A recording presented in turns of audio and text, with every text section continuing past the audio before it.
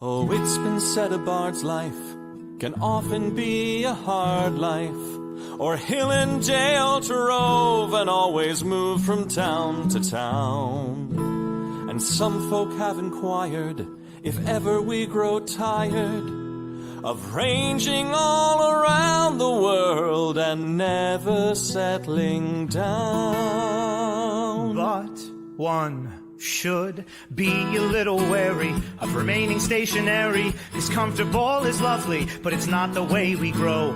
When life starts to unravel, pick up your pack and travel. You'll find a strange serenity in places you don't know. Wriggle-dee-dum-dee-doo-rat-terry-o-dee. There's so much to see beyond the open door. It's outward bound we go. Who knows what we'll find that we've never found before.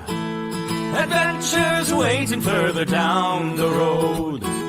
It's waiting for you further down the road.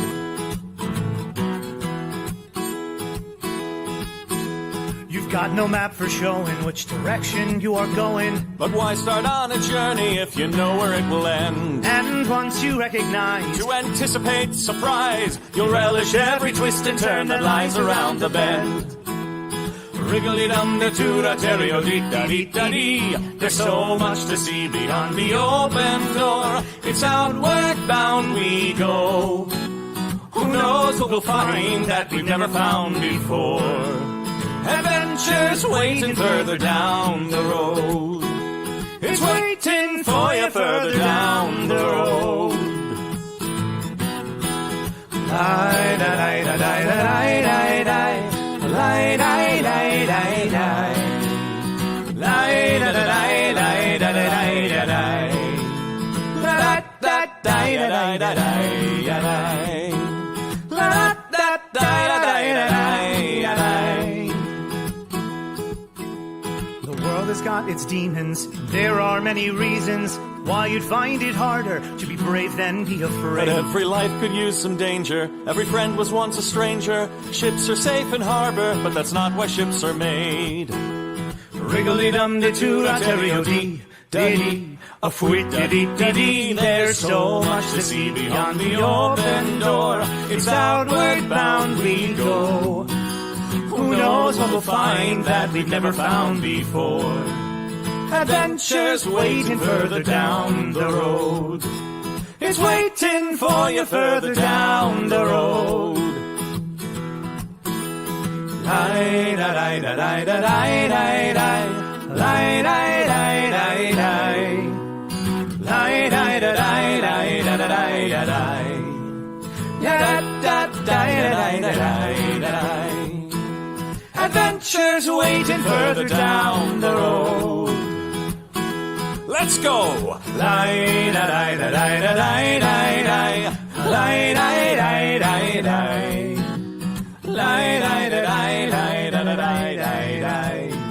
Ya-da-da-da-da-da-da-lie. La-da-da-da-da-da-da-lie.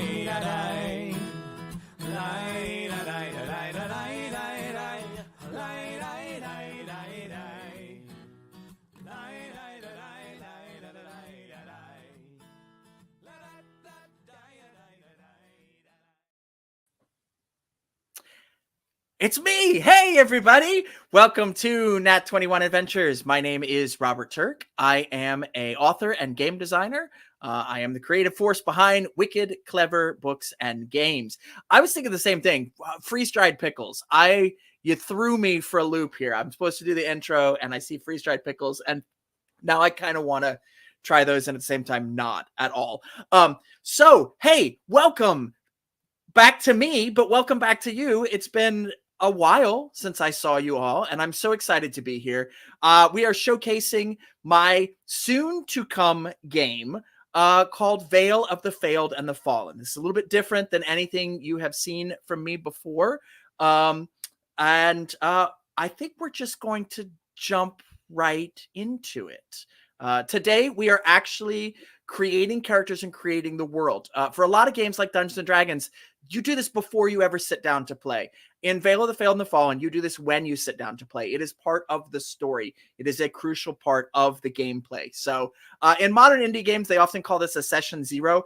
It's not really a session zero because you are playing the game at this point. You're just not rolling so many dice. So I don't know how to pull everybody up on the screen, but I think we should pull everybody up on the screen and go around and introduce them. We have a wonderful cast of players tonight, some of my favorite people ever. So I think we'll just go around and let people introduce themselves. That way I don't butcher anybody's name. Let's start with Autumn. Hi. Hello. Those of you who are not brand new to the channel might recognize me as Autumn Ingenue. I am currently the DM and omnipotent God King of the Underworld, which runs every third Thursday of the month with our Patreon players, our Patreon saints. And I'm going to be playing somebody. We're going to find out. Yeah. I have instructed them not to tell you who their characters are yet. In this game, Vale of the Failed and the Fallen, we actually go on a journey and make those together. Before the stream, we have made some choices beforehand, but we're going to reveal those choices at the appropriate moment so you get the full picture of the story as if you were playing along at home. So thank you, Autumn. And around the corner. Well, that would be me. I'm Mab, just Mab, resident player for all the games. Any game you need something done, I will do it here at Nat 21 Adventures. I'm also your maker gnome, and I make a lot of the stuff here. And I'm just jazzed to be on the show. I'm a longtime friend of Robert Turk's. We did the Goblin thing together. Once you go green, you never get clean. It's true. I was a longtime friend of Robert Turk and a huge fan. I can be a friend and a fan at the same time. A friend. A flan. I'm a flan. A friend. Everything he's written is just brilliant, but don't tell him I said that, okay? Because it'll be over. Okay, be cool. That's it. I'll see you tomorrow. Gotta go. Bye. Yep. I've written some stinkers, but I haven't published those. That's the trick. So that's your secret. That's the secret. You don't publish the bad stuff. All right, Cubby, we're on to you. Hi everyone. I'm sorry, I didn't know I would have to say my own name, and I messed it up. I am currently a player on the brand new game Vale of the Failed and Fallen, coming soon to Kickstarter. Yeah. So you might recognize me from tonight. Oh, how I've missed you. People are going to be watching this in the future. That's going to make a lot more sense a day or two from now. Right. Yes. Right. Thank you, Cubby. Louis, see if you can salvage that for us. I'm Louis. No salvage needed. That's what's piling on with these storytellers. I can already picture this all layering up into a beautiful veil of say the words again. I always mess up my ass. It's a beautiful veil of failure. Failure and fallen. Yeah. The failure and the fallen. I'm like, hey, I'm Louis. I have done some Nat 21 streaming with the group. I've played with most of these cats before, except for Autumn. And I have a little empire, and I do some streaming myself on Tuesdays and Thursdays and some other days. And then you'll find me out there in the world. Yeah. Yeah, you should hop on Louis' stream if you just want to chill in the mid-afternoon. He's just chilling and doing stuff and being inspiring. I actually turned it on today to write for a little bit and got no writing done because I was just watching Louis. So no, it's going horribly wrong then. So I know that this is Nat 21 and the audience loves to contribute. We don't have any dice rolls that you can manipulate tonight. So what I am going to suggest for the audience, please, I'm going to ask questions at various points, basically through this whole stream that the players get to answer. If you provide answers they're going to see those, and you will help trigger their imagination or their fears. And they can pull some of the stuff that you toss out there. So please feel free to shout out on the chat and participate, and we will pull as many of your answers as we can. Don't spend your points tonight on manipulating dice, because there aren't going to be any dice that you can manipulate. We are going to roll some dice later, but I need those dice to stay at what the players roll. Because if you make it too good or too bad for them, they're going to be in a world of trouble. I think we should just jump right in. I'll read the introduction and we'll get started. So, Vale of the Failed and the Fallen. You were the chosen ones. 20 years ago, the fate of the magical realm of Eidolon rested on your shoulders. But it wasn't even your world. You were outsiders, a group of would-be friends armed with spirit-bonded artifacts and told to face down the ultimate evil. It was wonderful. It was magical. You were certain to save the day. But cryptic advisors, overwhelming pressure, and youthful idealism can only get you so far. You failed, and one of your friends died. But you were just kids. What did they expect? Now, as adults, you are called again. You get a second chance to right the wrongs you couldn't before, to be the heroes your childhood selves needed you to be, that the whole realm needed you to be. But you're not the same as you were then. Now you know the price. The question is, are you still willing to pay it? So, warning to all our audience out there, this is a slightly darker game than anything I have ever written before, but it's not a game without hope. So we start in a dark place, and it is a redemption arc, we hope, for our characters. It's basically my former gifted kid syndrome game, right? As children, you got the best thing ever. You were sucked into a magical world. You were made heroes, like the Dungeons and Dragons carnival ride, right, from the cartoon. And you were going to save the world, only you didn't.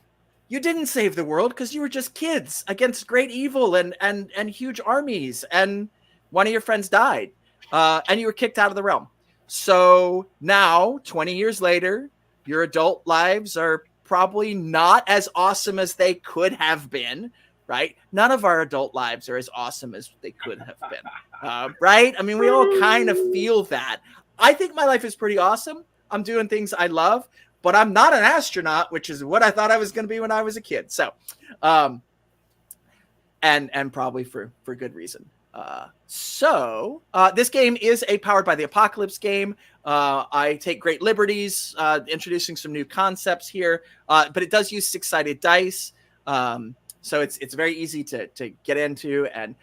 And unlike, I'm going to say this now, the game is not published yet, unlike, I believe, every other game I have written, it does not use playing cards. There's no playing cards in this game. What? I know. We all just quit. Huh? Yeah, didn't you use dice for Weird Scouts. Weird Scouts didn't use playing cards. That used kids, though. Kind of just as random as playing cards when you have children involved. I brought it back just in case. Just in case. We might need them. We might need them.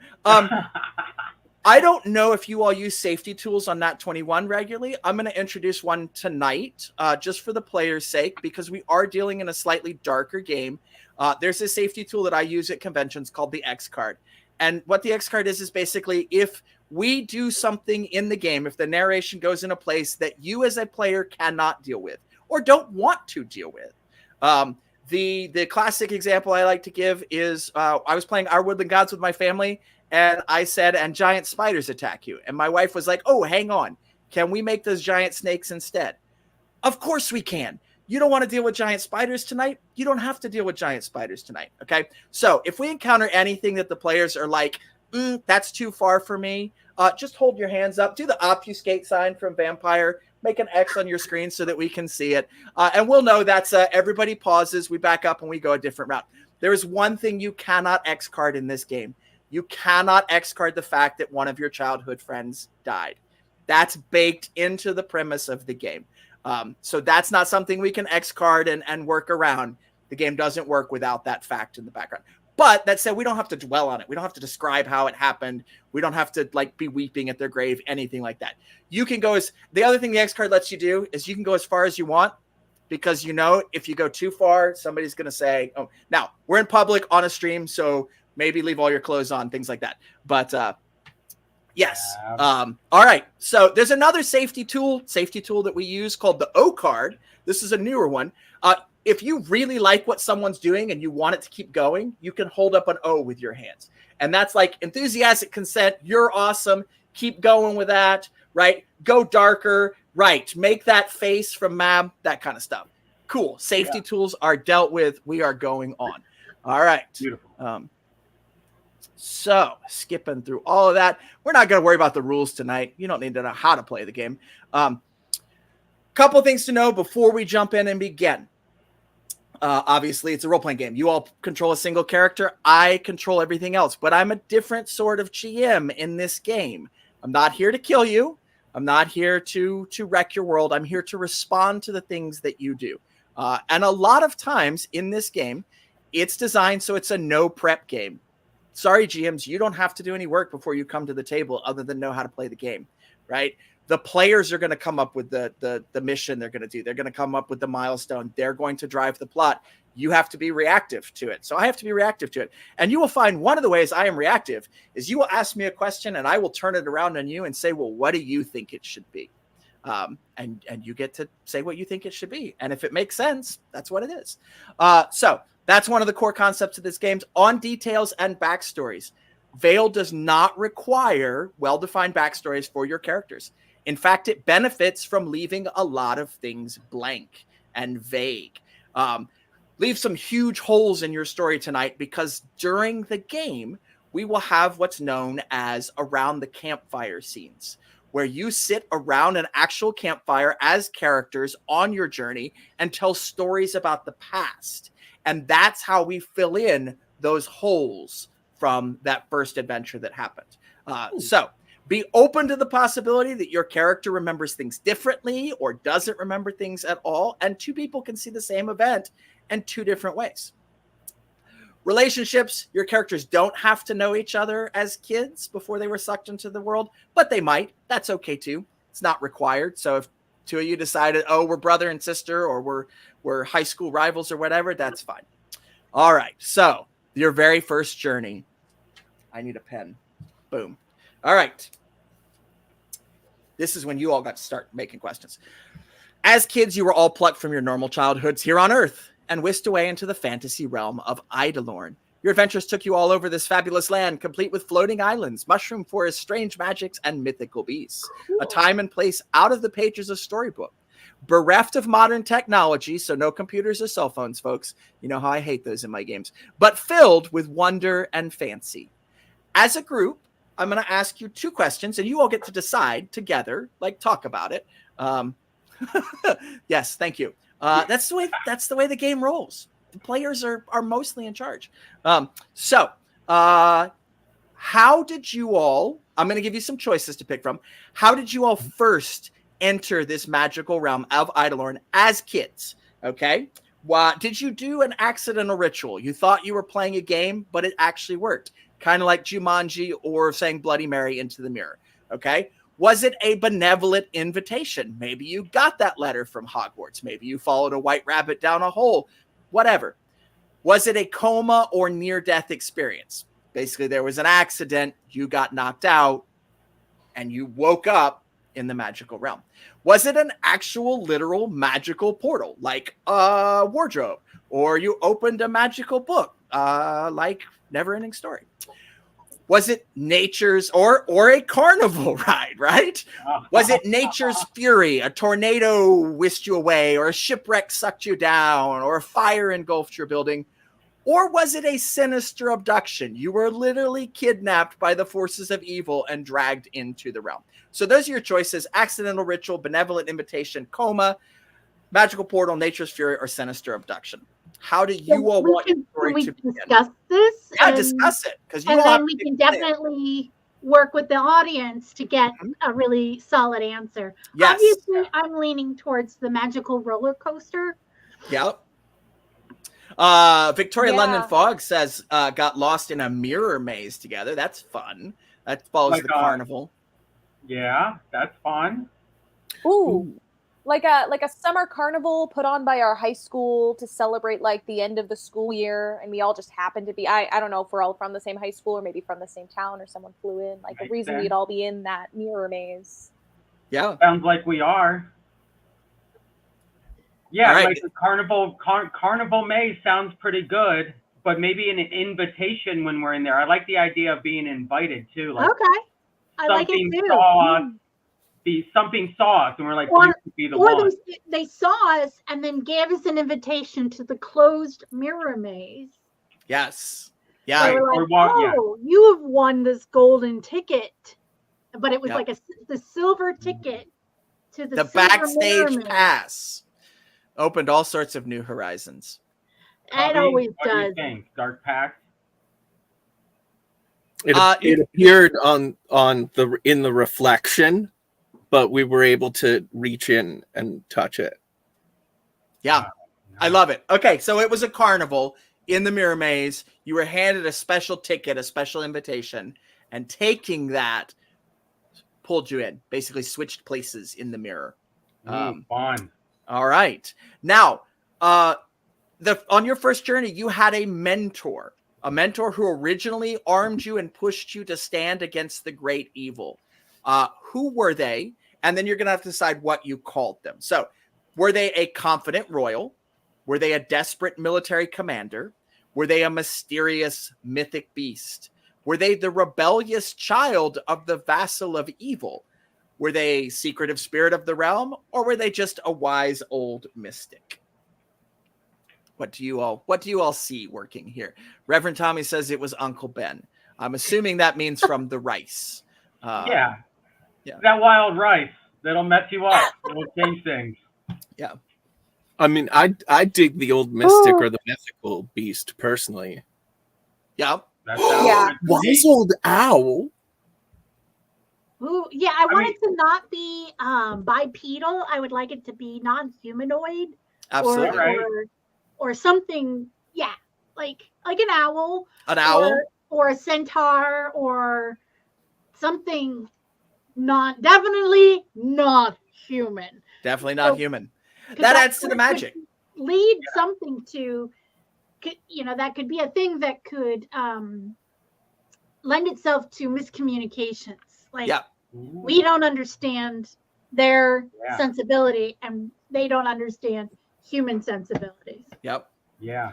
So BLC Blondie said a sphinx, a wise old owl. How King's Quest of you. Like the lion from Steven Universe. This is multiple people. This is not all from I love the lion from Steven Universe. Yeah. So is there any sort of creature that works with mirrors, or is there any creature from lore that is like a wise anything? I can't think of anything offhand. The Sphinx is probably the closest dealing with riddles. A Lamia could. And it doesn't even have to be. Doesn't have to a be creature. It could be a mirror person, a mirror entity. Yep. So Mab, I want to play off of that because when you say wise old owl, I think of the creepy owl from Secret of NIMH. Secret of NIMH. Yes. I went right there. So kind of eyes. Yes. Were like glowing things. They weren't eyes. Yeah. So maybe his eyes could be mirrors. Yeah. Oh yes. Yeah. I mean, this is probably an 8-foot tall owl. Yes, I love it. With mirror eyes. I love it. And shiny metal feathers. Little tips, little highlights of metal feathers. All right. Silver feathers. Scintillating. So we have now defined, and that's all we need to define. We don't need to go any deeper than that for right now. We've defined your mentor. Now we have to define the vassal of evil. So every few hundred years, an ancient embodiment of pure hatred and corruption awakens from its slumber and attempts to destroy the realm of Eidolon, like you do. This great evil channels its power into a vassal within the realm to serve as its champion and fulfill its aims.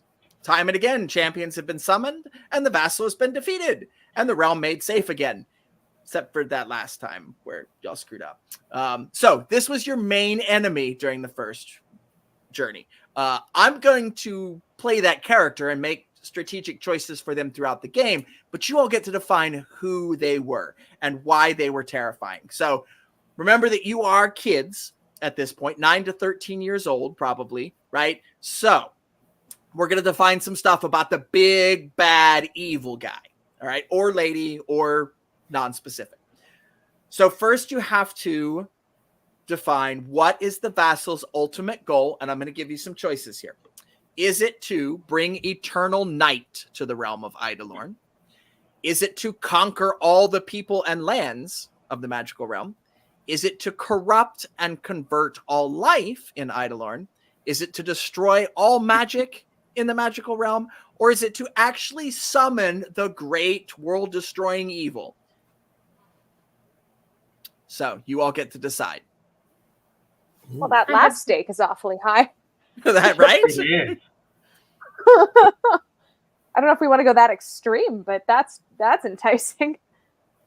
Well, if we failed, then wouldn't that mean the world ended? The world has fair. gotten much worse in your absence. But there would be a reason why the world did not actually end. And you don't have to define that. I know what that is. So if you want to do that, the vassal's goal was to summon this great force of darkness and evil. It could be both. I mean, it could be the eternal night, and by the eternal night, they mean nothing. Yeah. And I like the night working with the mirrors almost so it can like darken it out so there's no more light or reflection or anything in there. All right. Okay. So, bring eternal night to Eidolon. I think that, yes, canceling out the mirrors. But like the end of the world kind of night. The end of the world kind of night. And that's why it hasn't happened yet, maybe, is because it's happening, but it just takes a little while. Takes a little while. There's still light. Stars don't put themselves out. Right. No, right. don't. That takes some big magic. Well, I mean, all right. So now we know what the vassal was trying to do. Who were the original soldiers that served the vassal? Were they blighted, which are corrupted, decaying people of the realm? Were they elemental demons? Were they automatons, either magical or non-magical? Were they monstrous beasts? Or were they undead abominations? This is fun. We're on question number 4, and we're already having fun. We're picking what our enemies are. Yeah. Yeah, I want to go like ham and say the wheelies from Return to Oz. Okay, I would say those are probably. It's funny that you say that because. Go ahead, Autumn. Oh no, you're fine. I was going to say it's funny that you say that because I was thinking that too. Because if the owl is shiny, then there's something to do with like mechanics or metal or something. See, I like there's a this. theme here. Okay. Yeah. Ooh. Yeah. Yeah.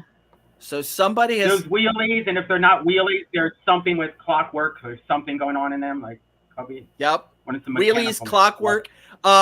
Chef Nutmeg has thrown out stained glass, so maybe the darkening of the mirror glass ties into that somehow. So we're gonna say those are basically automatons, right? So they are constructed creatures of machines and glass and maybe some living components in there. Like the wheelies weren't robots, right? They were kind of people-ish that had wheels for hands and feet. Yeah. So it's creepy. Yeah, it's pretty creepy. All right. Now here's dude, even worse. Oh my gosh. Oh, this is like the worst thing I can think of. So someone is taking human parts and using them to make machines with no essence of human left.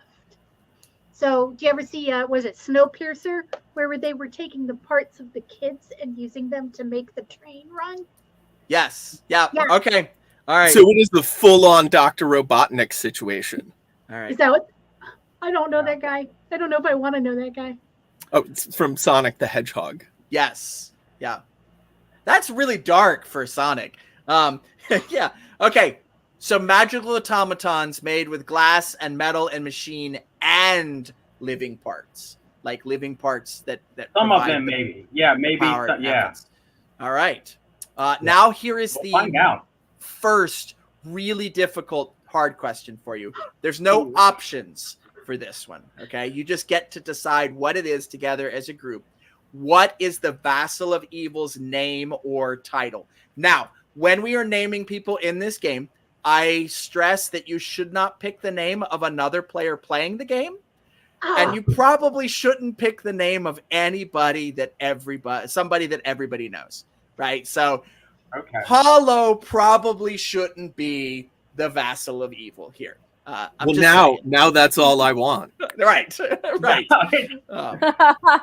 Olaf. Paulo backwards. Olaf. Olaf. Yeah. So, what do you want the Vassal's name or title to be? I mean, wouldn't Varus be just like the meanest? Varus, Varus. What? Who would pick a name like that? No, hang on. No. Crossing the streams. Oh, I wrote it down. I'm going to cross it out, evidently. Yeah. Because that's the name of a player. Oh, okay. Yeah, Yeah, it no, we Yeah, no, probably no. shouldn't. Another We character's probably name. That's shouldn't funny. do that.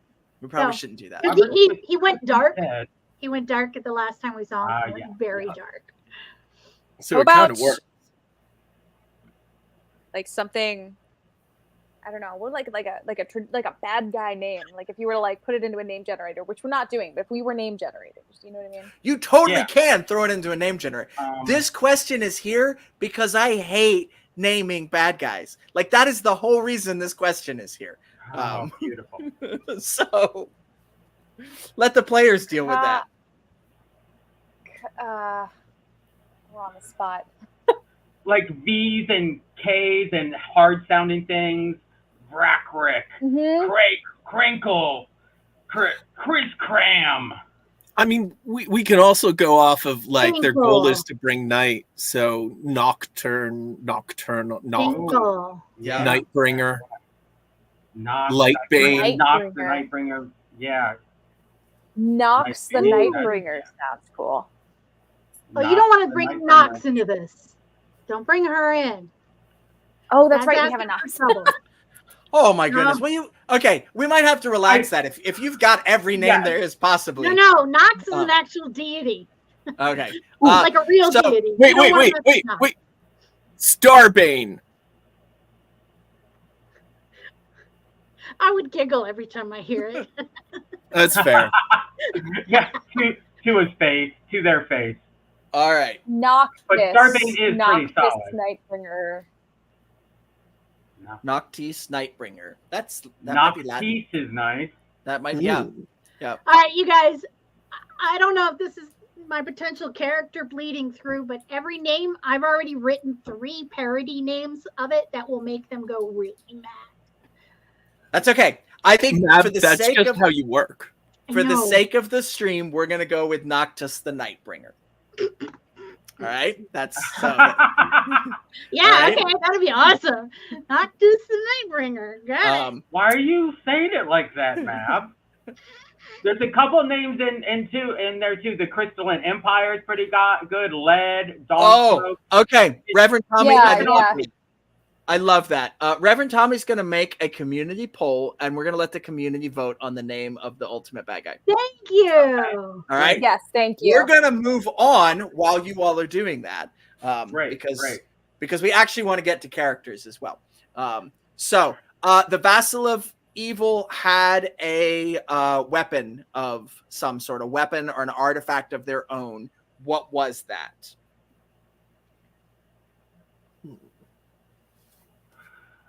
Ooh. I can picture black shards on an axe head, or like the Kroll star with the multiple blades coming out. Or like, Yeah, something that would cut apart humans and then piece them back together. have you ever seen an obsidian club sword, the Mayan weapon? Is that the one that's made of vertebrae? It can be. It's usually wood, The handle. but this one could be made out of a spine. But then jagged obsidian chunks are put into it. I saw this. God, it was a great kung fu movie where he had a sword that was made out of vertebrae. It was very, very sharp and very jagged. And then he would do this, and it would the vertebrae would kind of break apart. Oh, into a whip? Okay. I Can think it that's be like the hilt and the handle is all boned, and then some of the blades are vertebrae, or it's vertebrae, and I just like that black jagged glass. No, I do too. yeah. The bones Absolutely together almost, so gonna they're have- like It's an obsidian vertebrae. Like the Yes. obsidian's growing out of the bone. Yeah, yeah, I love it. Yeah, I love it. So scary. So All scary. right. And in pencil, Wait a minute. Why are we doing this? Why are we making it so scary? you I'm want it having to be nightmares. scary. You want it to be scary. And the next step is I set the initial darkness rating. This is kind of how hard all the enemies are. And that's 4 because we have 4 players. So that's easy. No choice there. All right. Before we get started on who your character is and the bonds they formed with other characters as kids, we need to know their name. So there's this whole thing here about picking names, and you don't have to play the name that's similar to you or a character similar to you. You all know that. You've played role-playing games before. So what is your character's names? We'll start with Autumn. Oh, Before Cubby? we get into that, just a second ago, Reverend Tommy was asking what options to put into the name poll for the big bad. Anything you see from chat that seems like a good villain name. Mayor Finkel. No, not Mayor So- Finkel. That's already a character. That was from a. Yeah, Reverend I Tommy, put a couple in anything you see. Anything you see. I threw a bunch down there, Autumn. Rev Tommy. Yep. Yeah. All right. right. So now is the point where you get to introduce your character as a child. And so basically all we need to know is their name. And if you want to give us their pronouns as a child, that's fine too. That's entirely up to you. So Autumn, we'll start with you. Sure. So I am planning to play Angelica Barnaby, who is very much she/her in this particular game.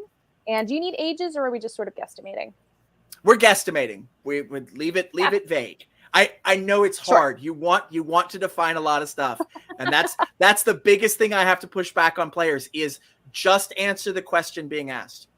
For real. Because you get to fill in all that stuff. And the more holes you leave, the more fun it is to fill it in during play.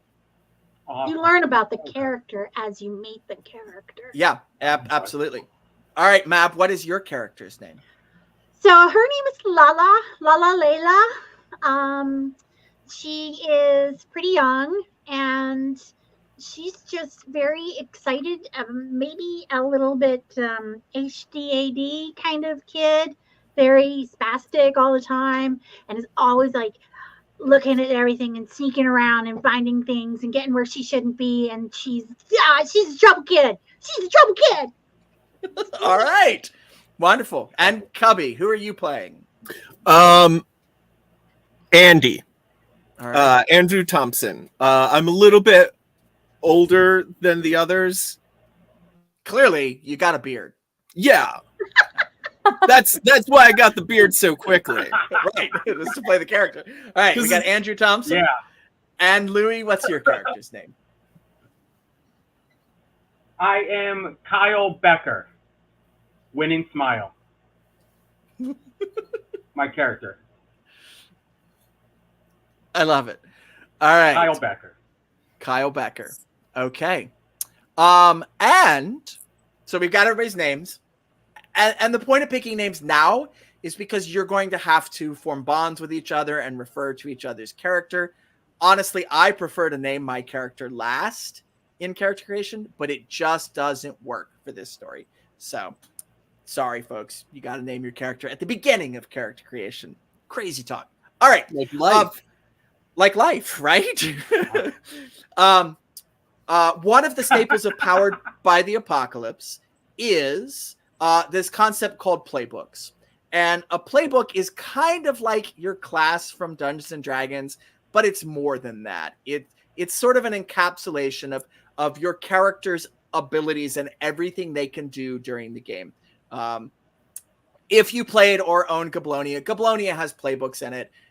Everything you need to know for your characters on a character sheet. That's what I like about it. So, as children from another realm, aka Earth, you were supposedly immune to the great evil's corrupting influence, yada yada. So you were sucked into this realm, and you were gifted with these awesome magical artifacts to fight the vassal of evil.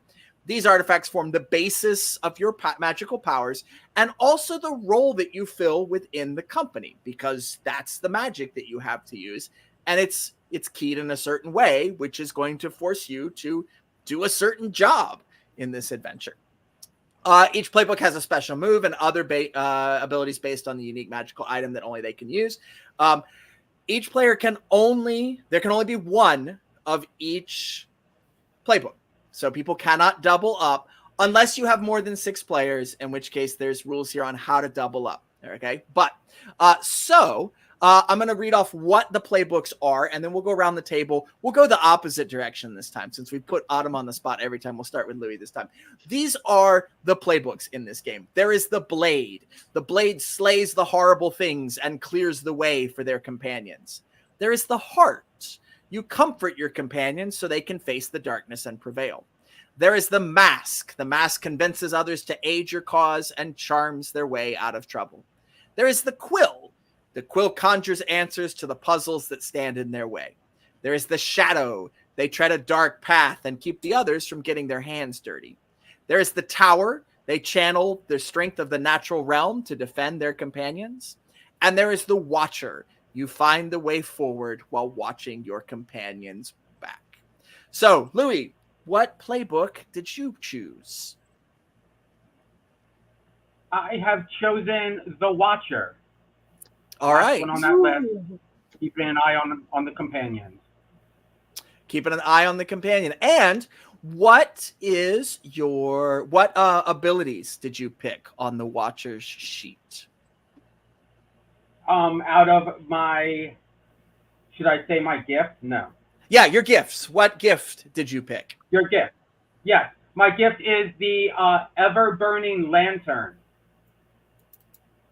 And I have chosen a de-illumination. Okay. Which extinguishes all nearby light sources and gives a +1 to every companion's attempt to hide.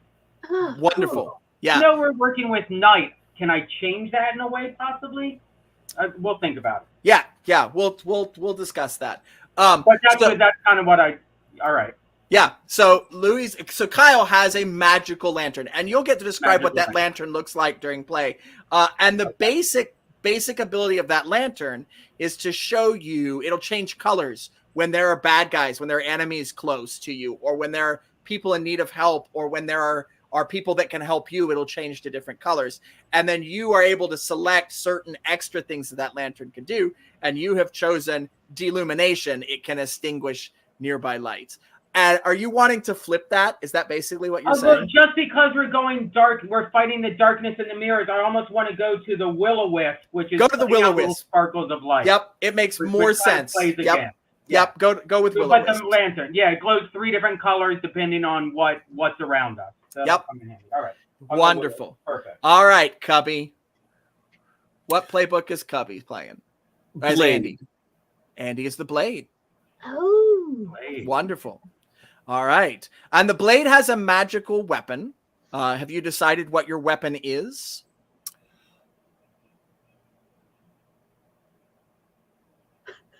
No. Okay. Sorry. It does not have to be a sword. So if chat wants to throw out some ideas for weapons, that is totally fine. Have you picked 2 abilities for your weapon already?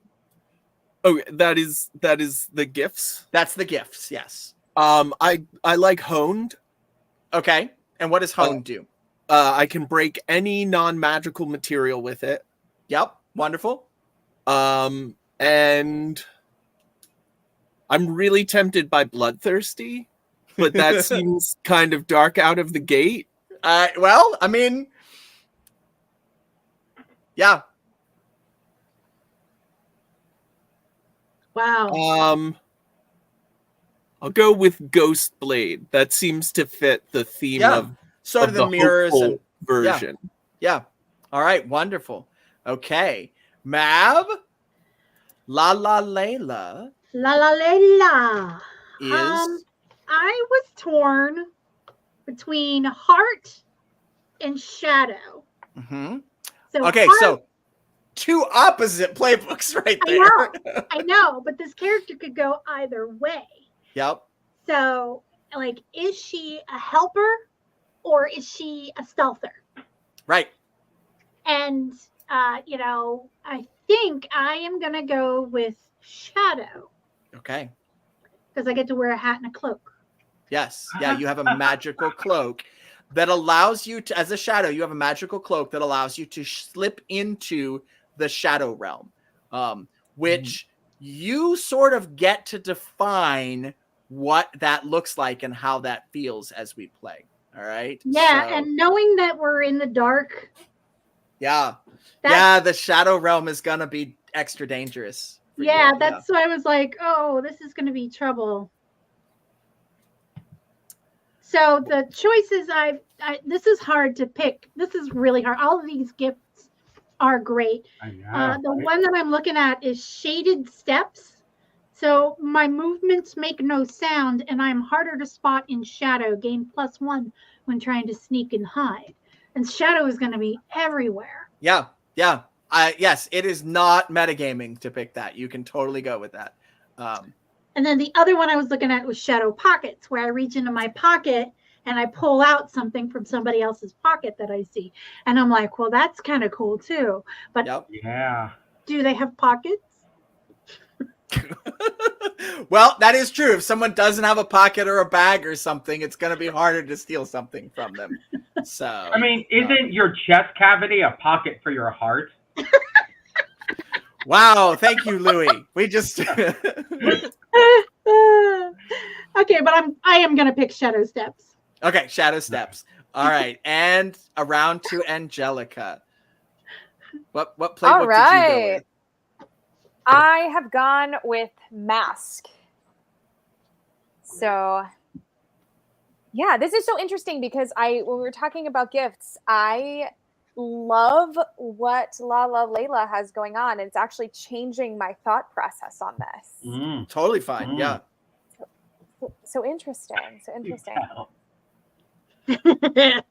And the mask in this is kind of the talker, the convincer, the face of the group. It's Okay. called in some games. And the mask gets a fancy article of clothing. It doesn't have to be a literal mask, but it can be. Although that would be Yeah, badass. so that would be kind of cool. I was gonna see, I haven't really thought of what that accessory would be. I was actually going to see if we wanted to poll the group. Sure. So I was thinking like a cool locket or like a tiara or like a glowy ring or something. I love cool. a tiara. I think we don't Right? pull the group. Go with a tiara. That fits with other choices you've made for your character. Go with tiara. Okay. Yeah. All right. Yeah. All right. Let me write that down. So you Andy's going with the mask still? A was that? diadem. You're still going with mask? Yes. Yeah. And Angelica's going mask. All right, Cubby. I've decided on Warhammer. Warhammer. Wonderful. Ooh, Yeah. that's baller. All Like, right. Are you going? Andy is like the big guy that's like, hey, gang! They're like, I grew a full beard and I was only 10, motherfucker. Yes. All right. Now that we know what everybody's artifact was that they were given, it kind of shapes their job in the realm of the magical abilities. We're going to shape their inner child. All right. So this is one aspect that they have to draw on. On your first journey to Eidolon, your characters were somewhere between the ages of 9 to 15. 20 years have passed since you were ejected from the realm, but the memories of who you were as a kid will surface once you're back in the fantasy realm. No simple label can cover like who a kid is. Believe me, I have 2 kids of my own. They're weird, complicated creatures, both very unique in their own way, but for the sake of a game, we have to make some definitions here. So you will be playing the game ultimately as adult characters, but I want you to think about, like, if I were to think of myself as a child now, how would I categorize myself as a child, right? A bookworm or a nerd or a weakling that got beaten up and hoisted up the flagpole one time. Like, that's who I was as a kid, and a creative, but mostly shy. So there are inner child templates in this game, and we'll go around. We'll go in the same order since Angelica just had to answer something. So the inner child templates will give you your aptitude, which you will write down on your character sheet. And an aptitude is something you are good at. It's a character trait that you can use during the game to give you a +1 to your roll. So if the action you're doing, like if you were to pick the animal enthusiast, their aptitude is empathetic. If you were doing something empathetic, you would get a +1. It is also going to define your first tether, which is a positive connection you have with the realm, and a bane, which is a negative connection you have with the realm. Tethers you're able to access to let you roll 3 die and take the best 2. Banes I trigger on you, and that forces you to roll 2 die and take roll 3 dice and take the best one. Banes allow you to roll 2 dice and take the worst one. So, yes, I'll look that up. I just confused myself. 2 dice in the worst one. Oh my goodness. Yeah, Banes are bad. All right, I'll look that up because I just got that confused on myself. But we're not rolling dice. Right okay, why don't you talk to the guy who wrote it? You message him.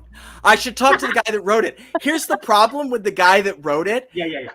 What we are on version 32 of this game.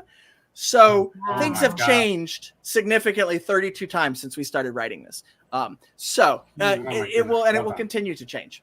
So I got to look at the book and say, what are we on right now? What is the So Louis, what inner child did you go with? I'm not going to read out the whole list because there's 13 of them. No, I'm going to go with athlete. I was a young guy who did a lot of sports and hanging out, being an athletic young guy. My parents could afford all the equipment, so they hooked me up. And then my tether is when using the skills of my chosen sport, which is lacrosse. And then my bane, when somebody's safety depends on me being the strongest or the fastest. All right. Wonderful. Yeah. Okay. Cubby, what inner child did you go with? Well, this is funny because I was thinking in a different direction, but since I thought of Andy with the Warhammer, I realized it's athlete. Yeah. And people can double up on this. You cannot double up on playbooks, but you can double up on this. So that's totally fine. Yeah. So my tether is when using the skills of my chosen sport, football, because Warhammer football, that all goes together logically.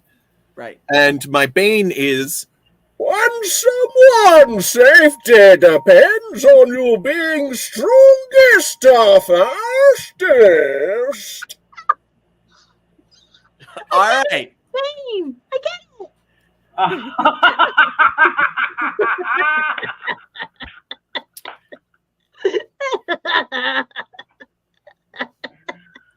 Oh, that's clippable.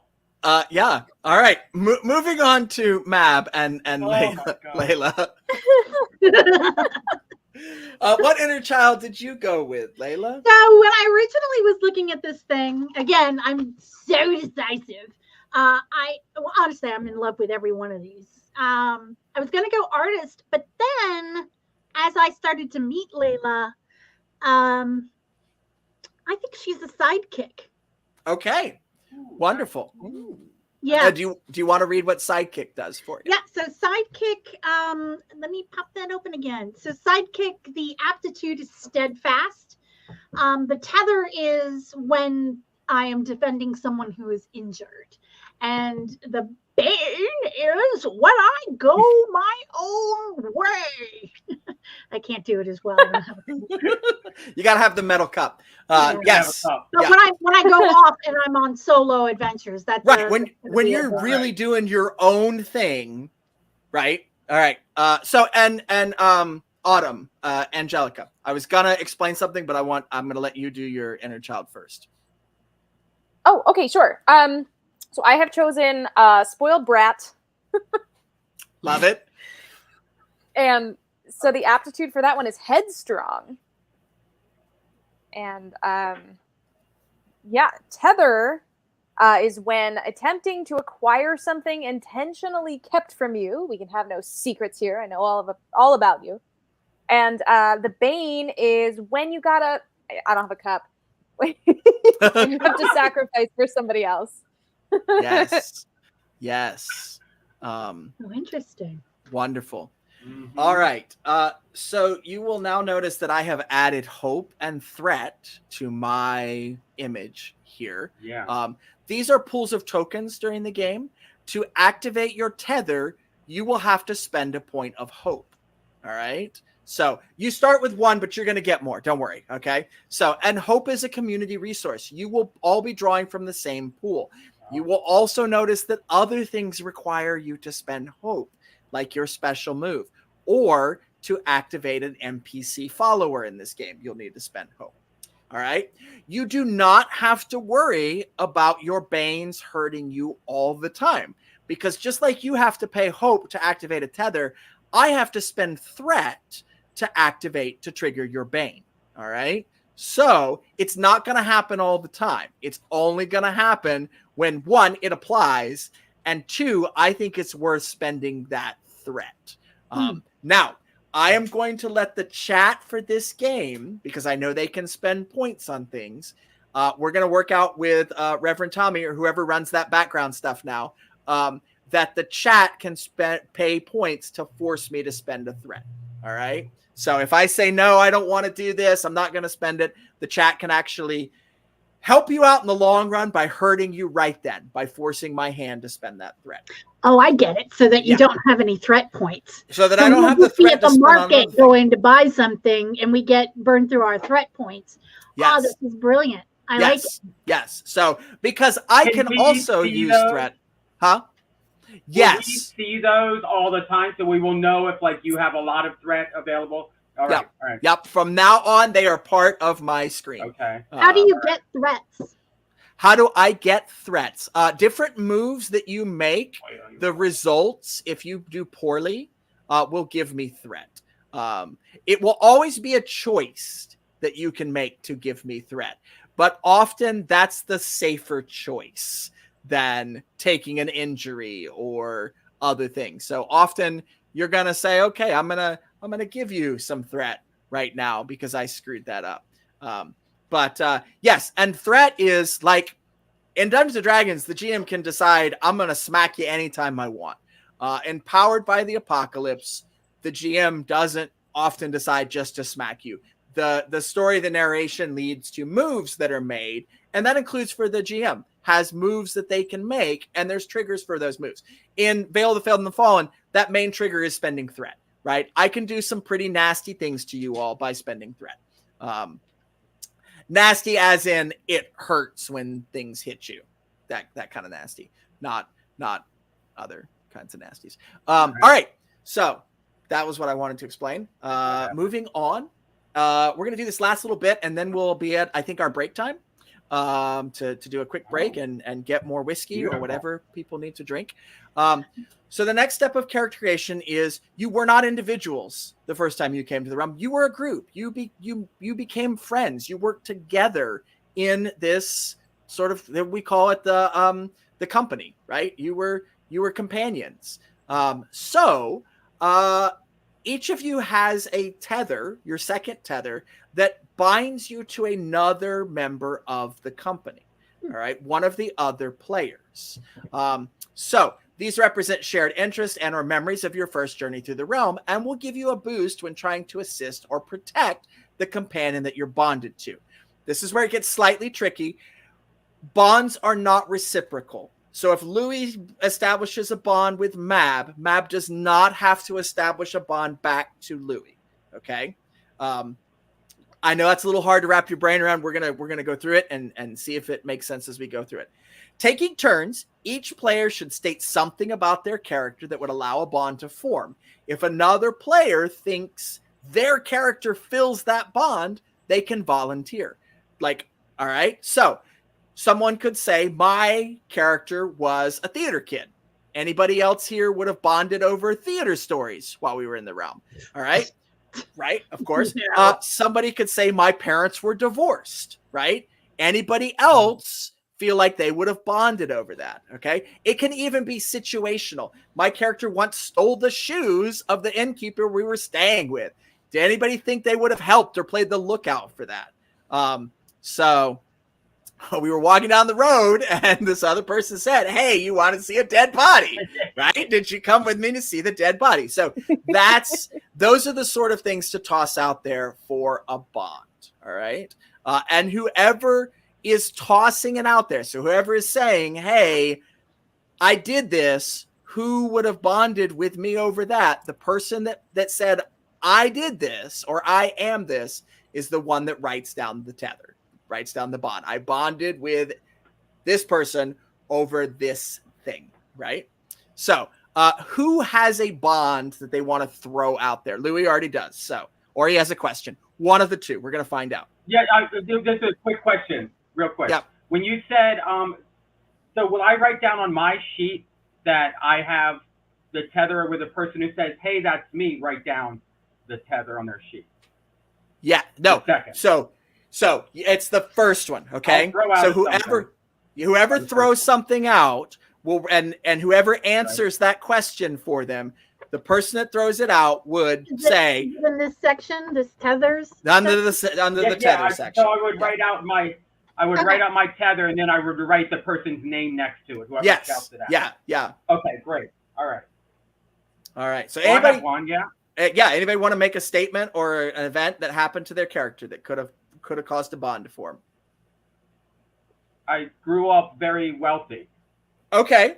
All right. Would anybody else have bonded over Louis' character, Kyle, being very wealthy? All right. Angelica. Yeah, you can. Angelica can relate to that, huh? Right. Okay. The So kind of fits in there pretty good. Yeah. So Yeah. Louis, you would write down bonded with Angelica over growing up wealthy. Great. Got it right here on the watcher sheet. Perfect. Yep. Okay. And Angelica does not have to write down bonded with Kyle. Okay. You get to throw your own thing out there. But Angelica, do you have one that you want to throw out? I'm still thinking. Okay. Mab or Cubby? I jotted some stuff down, but I have one. It's a little wrapped up in like the event, That's old totally adventure. fine. Okay, That's totally cool. fine. Yeah. Um, It definitely happened on your first time through the realm. Yeah. So that's when it We formed. bonded. Was when you were kids. Yes. Okay. Yeah. Andy took his role as like first in combat like way too seriously. All right. And just kind of defined himself that way during the time. All right. So would anybody have bonded with Andy over that? It could be that they were second to charge in, or that they were right there supporting him, or it could even be that maybe they patched him up after the battle, right? I could see Louis bonding with him over that in the sports way, like seeing like, oh yeah, like, yeah, bro, yeah, get in there. Absolutely. Like, in that sort of like go get it, Captain, sort of sportsy way. All right. That worked for you, Cubby? Yeah, sounds good. Yeah. So bonded with Kyle over maybe combat and competition, that sort of vibe, that Yeah. friendly competition, ribbing each other sort of thing, and going in first. I wrote down combat bros. Combat bros. I love it. That's wonderful. Yes. Yeah. New Yeah, sticker in the absolutely. making. All right. Legolas and Gimli. Exactly. Yeah, That's yeah. exactly Oh, what I we've got love going it. here. Yeah. Great. All right. All right. So Angelica or Layla? A bond you want to throw out? Okay, Layla, go for it. Layla was always very fond of finding the loophole and getting through, like getting away with stuff. So like at school, things she would do is figure out how to get extra snacks out of the cafeteria when no one was paying attention. Um, so she was really good at that. All right. Would anybody have bonded with Layla over exploiting loopholes? I would have given you the hookup too. Yeah, or yeah, partook of the stuff that and someone can serve for more than one bond. So if you think that fits your character and you already volunteered to be somebody else, that's okay. That's totally fine. It's everybody has one bond with another character, but they could all be bonded to the same character. So anybody would have jumped on that and either helped with those plots or taken advantage of those exploits, or come on, you want it. Could even form a bond for the opposite thing, like the conscience on your shoulder saying, "Hey, you probably shouldn't do that. You're gonna get in trouble," but then bailing you out when you did. That kind of sounds like something Andy would do. He'd be like, I gotta watch out for this one. Yep. Does that work, Mab, for you? Yes. Bonded with Andy over troublemaking? Over troublemaking and him watching out for you. Yep. Nice. All right. We're back around to Autumn.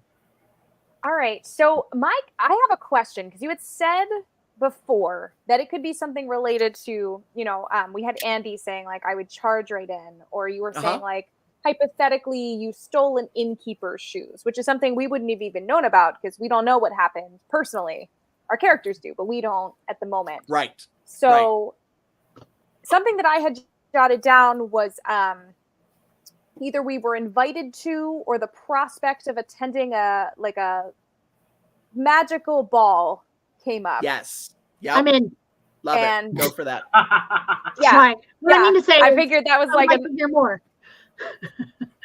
Yeah. So either we went or we were invited or something came up about putting on clothes or putting our hair up or something. Yeah. Yeah. All right. So yes, so that is a thing that happened now. Okay. You have defined an element of the past. Okay. You all were invited to this magical ball. All right. So would anybody have bonded over that, getting ready for the ball or being excited for? Okay, Layla, boom, hand up. So yeah, are you kidding? I would never get invited to something like that, and I would have to sneak in, and to get in with her, that's kind of like big deal. That's a super big deal. Wonderful. Okay, so you would write down bonded with Layla over being invited to the magical ball. Wait, I write that down, or no. Autumn writes it down. Right. You've got yours about troublemaking. Right. All right. Okay. Great. Fun. Wonderful. So we've done bonds. We're a little bit past the halfway point. So I am told that we have to take a short break and thank our sponsors and do that kind of stuff for Nat 21 Adventures. So I'm going to turn it over to somebody else in charge of that. And everybody's pointing at Mab. It could be whoever you want, Mab. No. It's cool. Yeah, Mab, you just have to choose. We're choosing that you decide which one of us. Yeah. Who do you want to make this commercial? I choose you, Cubby. Go, Cubby. Push the button, Cubby. Push the button. Well, what button do I press? I don't think we have an advertisement. Do we have an advertisement? No, we do. This one, Mab's Mobile. Yay! And we can also kick into the Keep Mab Afloat Fund, which is on Ko-Fi /Mab Just Mab. I have things for sale there too. I will be making a lot of stuff, and commissions are open right now. We also have tabletop teas, also known as Zigo's Meep. And those are the only 2 ads that I uploaded, but we also have Ren Adventures and Destination D&D. So right now, Ren Adventures is happening. They are in the UK on the, I'm going to call it the Witchy Tour, but it's about a writer who's very witchy. And Ansa will be telling us all about it when she gets back, which I think Ansa is doing her tarot shows at the last Thursday of the month. this upcoming Thursday, we are playing the Patreon Saints game, which is being run by the one and very own Mistress of the Underworld, Autumn Ingenue. No, We did it You're not already, ready? but that's we did it already. But that's okay. wait, I thought that was this Thursday. Mm-mm. We did it third Thursday, but that's okay. Keep going. So this upcoming Thursday is Ansa's thing. How many Yep. Thursdays are in this month? Who knows? Lots of 7. Thursdays. I'm so lost. Anyway, I was too. Anyway. I was So- too. But anyways, yep. That's fine. So and yeah, tune in. And, Yeah. oh, you know what? I'm gonna say Little Empires. I don't have the banner for that right now. Oh yeah, But- Little Empire. Louis playing the game. I'm gonna call him. www.littleempire.com. Yeah, littleempire.com. Yeah. Nice. Destination Awesome. D&D, Yeah. New Orleans in November. Yeah, I'm going to be sounds part fun. of that. I'm super excited this year. Yeah, last year I Oh, went yeah. and I got to experience it, and it was amazing. And so I'm going to go back and And that's I'm it. a That's all dungeon we get. master there this year, so that's super. Nice. And that's, Nice. that's all we got. So Are we Yeah. taking an actual break though? Was that on the list?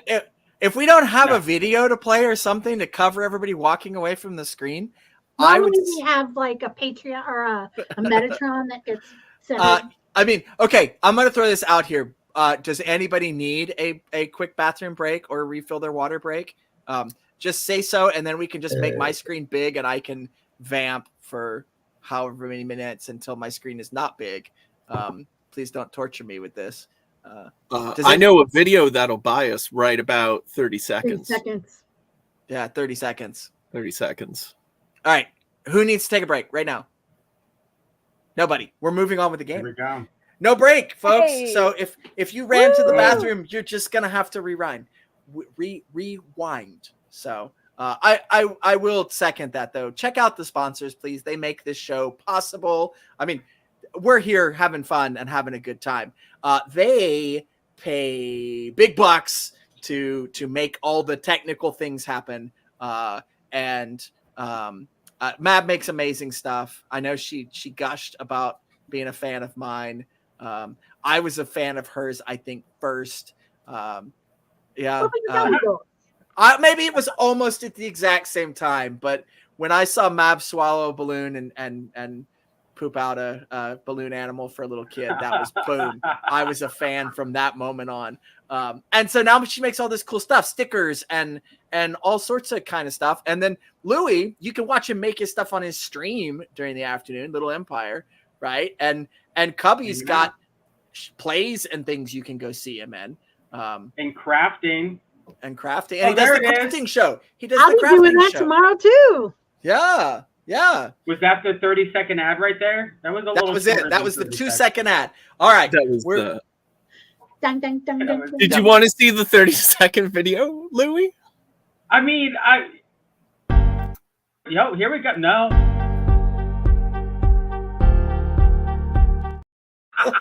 No. No. All right. Okay. We just lost our entire audience for that. Thank you, folks, for tuning in to Nat 21 Adventures. Oh, you Uh, guys we are are making on- me red with all the enjoyment. We Oh are my on the hardest part now of character creation. Ooh. Okay. The name? Because there is another character who we've kind of mentioned, but we haven't actually defined yet at all. All right. So you now have to create the fallen companion, right? This was the kid that was with you last time that did not make it back. All right. So, at this point, there's another important figure that needs to be defined, that of the child hero who died in the final confrontation the last time, your fallen companion. The details of this companion will be sparse at the beginning of the game, but their story will be told through the characters' recollections around the campfire.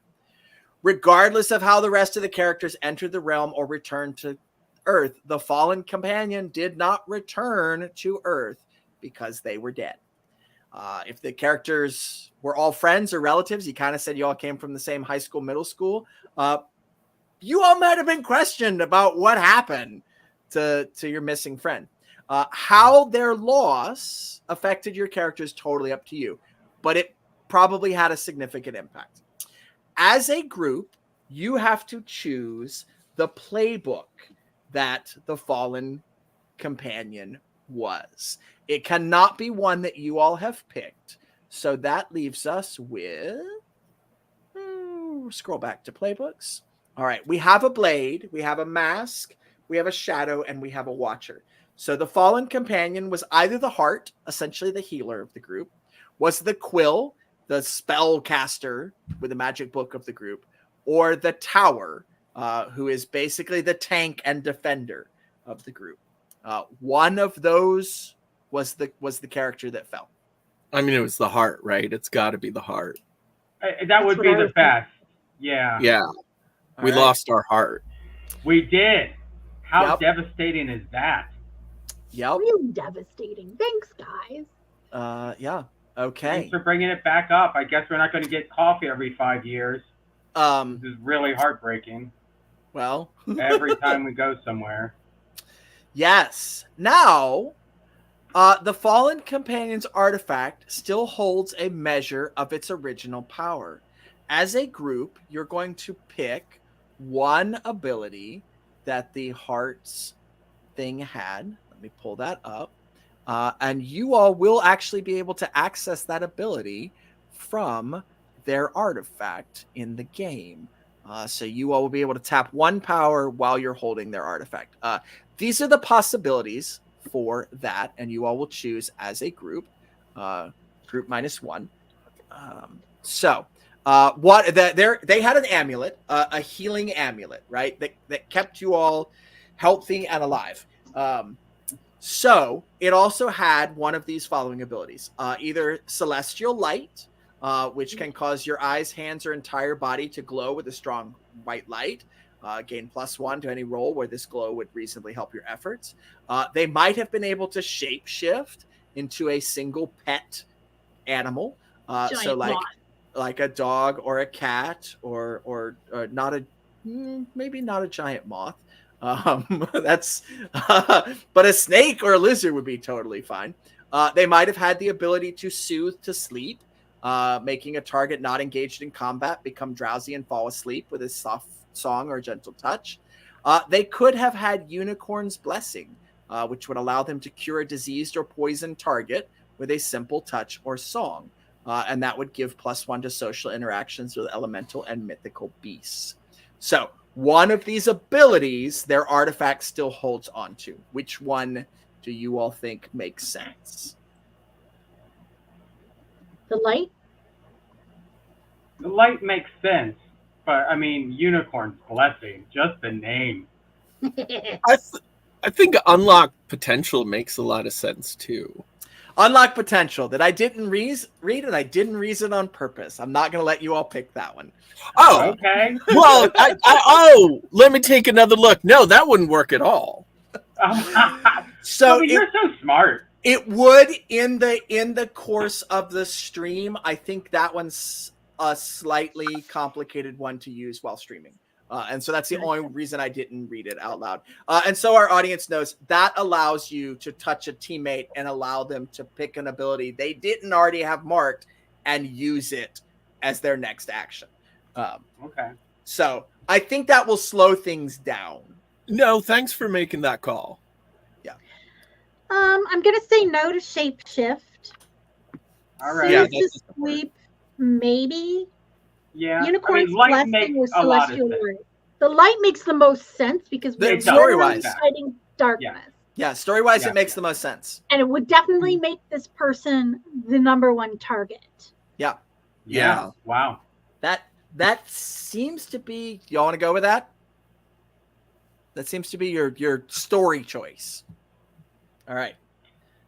So their artifact. I absolutely love that this story is being made before our eyes like this. Like, we're all contributing. I feel like I'm doing nothing in a way, but it's all moving along like this. It's really interesting. I'm gonna go ahead and say seeing this because this is the same thing. It's like I sometimes feel that the story already exists and we're all collectively learning it. Yes. Wow. Yeah. That's Beautiful. kind of how this game works. So thank you all for grabbing onto that so quick in the game. Now you get to define something else, because the fallen companion was actually a kid. They never grew up and locked away their inner child.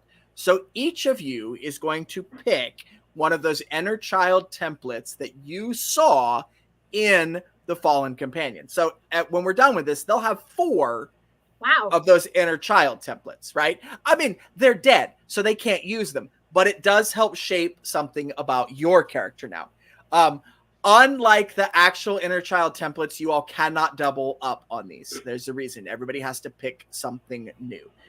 So has anybody already selected one for the fallen companion, or do you want me to read off the list? I've got a couple that I could choose, but Okay. Kobe, go ahead.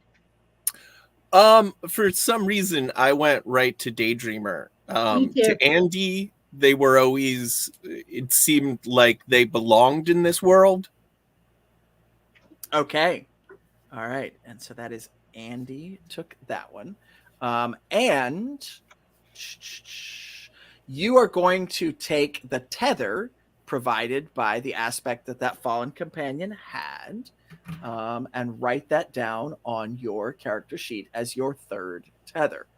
So the tether for Daydreamer is when engaging with external wonder or magic. So that becomes your tether. Well, that's a magical treat. Yes.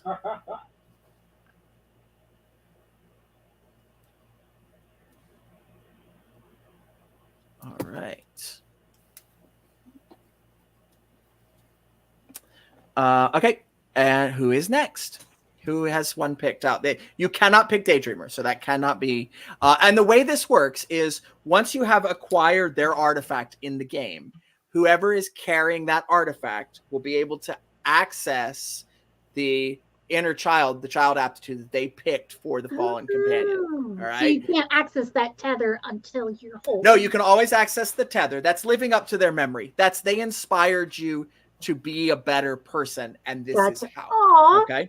That is awesome. So, all right. But there's some drawbacks to holding their artifact too. We'll get into those when they happen. Don't worry about them now. All right. So, Mab, what was one of the other ones that you had thought of besides Daydreamer? I was kind of drawn to Bookworm because I imagined them to be very, very smart. Okay. All right. And so the tether from Bookworm is when engaging with your favorite topic / obsession, and you'll fill in the blank on what that is. Suggestions are math, mythology, rock collecting, riddles, sharks, etc. I threw out sharks because that's my own kid's obsession. Probably don't write sharks down there. That's going to be super limiting. But you could say, mythical animals or something like that. Well, does it have to be my favorite topic, or can it be their? It can be their favorite topic. You can choose. It can be topic. theirs or yours, whichever one you want to go with there. Actually, you are correct. It is supposed to be their favorite topic. So whatever their favorite topic was. What do you guys think their favorite topic was? As we develop this character, I'll find out. Yeah, you'll find it. You will find it. Okay. Yeah, it'll pop up. So who else? Who else has an actual child? Or I can read the list. I have. I thought of them as a sidekick, like us being in Scouts together. And he was my little buddy in Scouts. All right. Okay.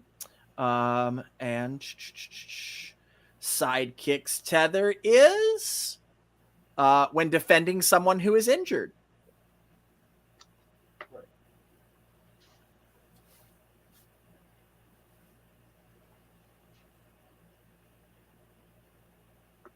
And that leaves Autumn. What did Angelica see the heart as?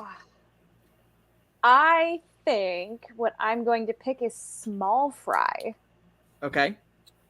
Ooh, nice. As we're shaping this person, it's coming to me. Yeah. Yeah. Someone who's a Yeah. sidekick, a little buddy, a small fry. Yeah.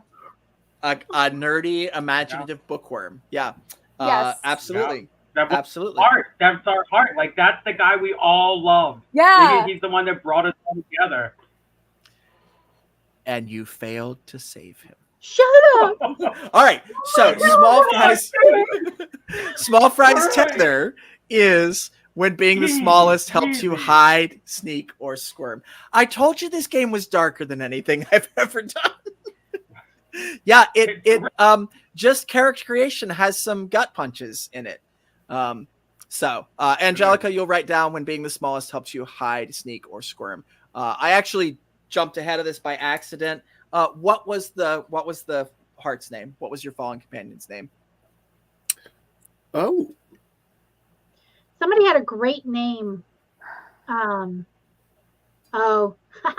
never mind. It wasn't that great. What? I was Georgie. Well, no, but I like do that. Blondie was saying that.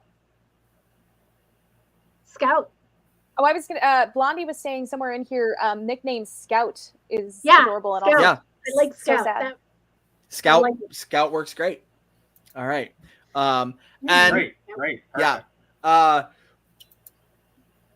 So we're all on the same page. You all get to decide what were Scout's pronouns.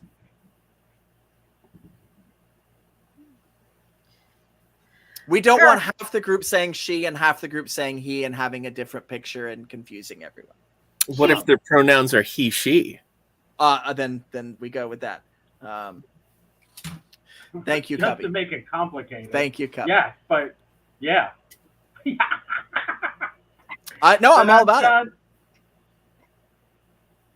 it. I for some reason I was gonna say he, they before I made a dumb joke. And I was going to say she, they. Ooh. I just love the idea of the default being her.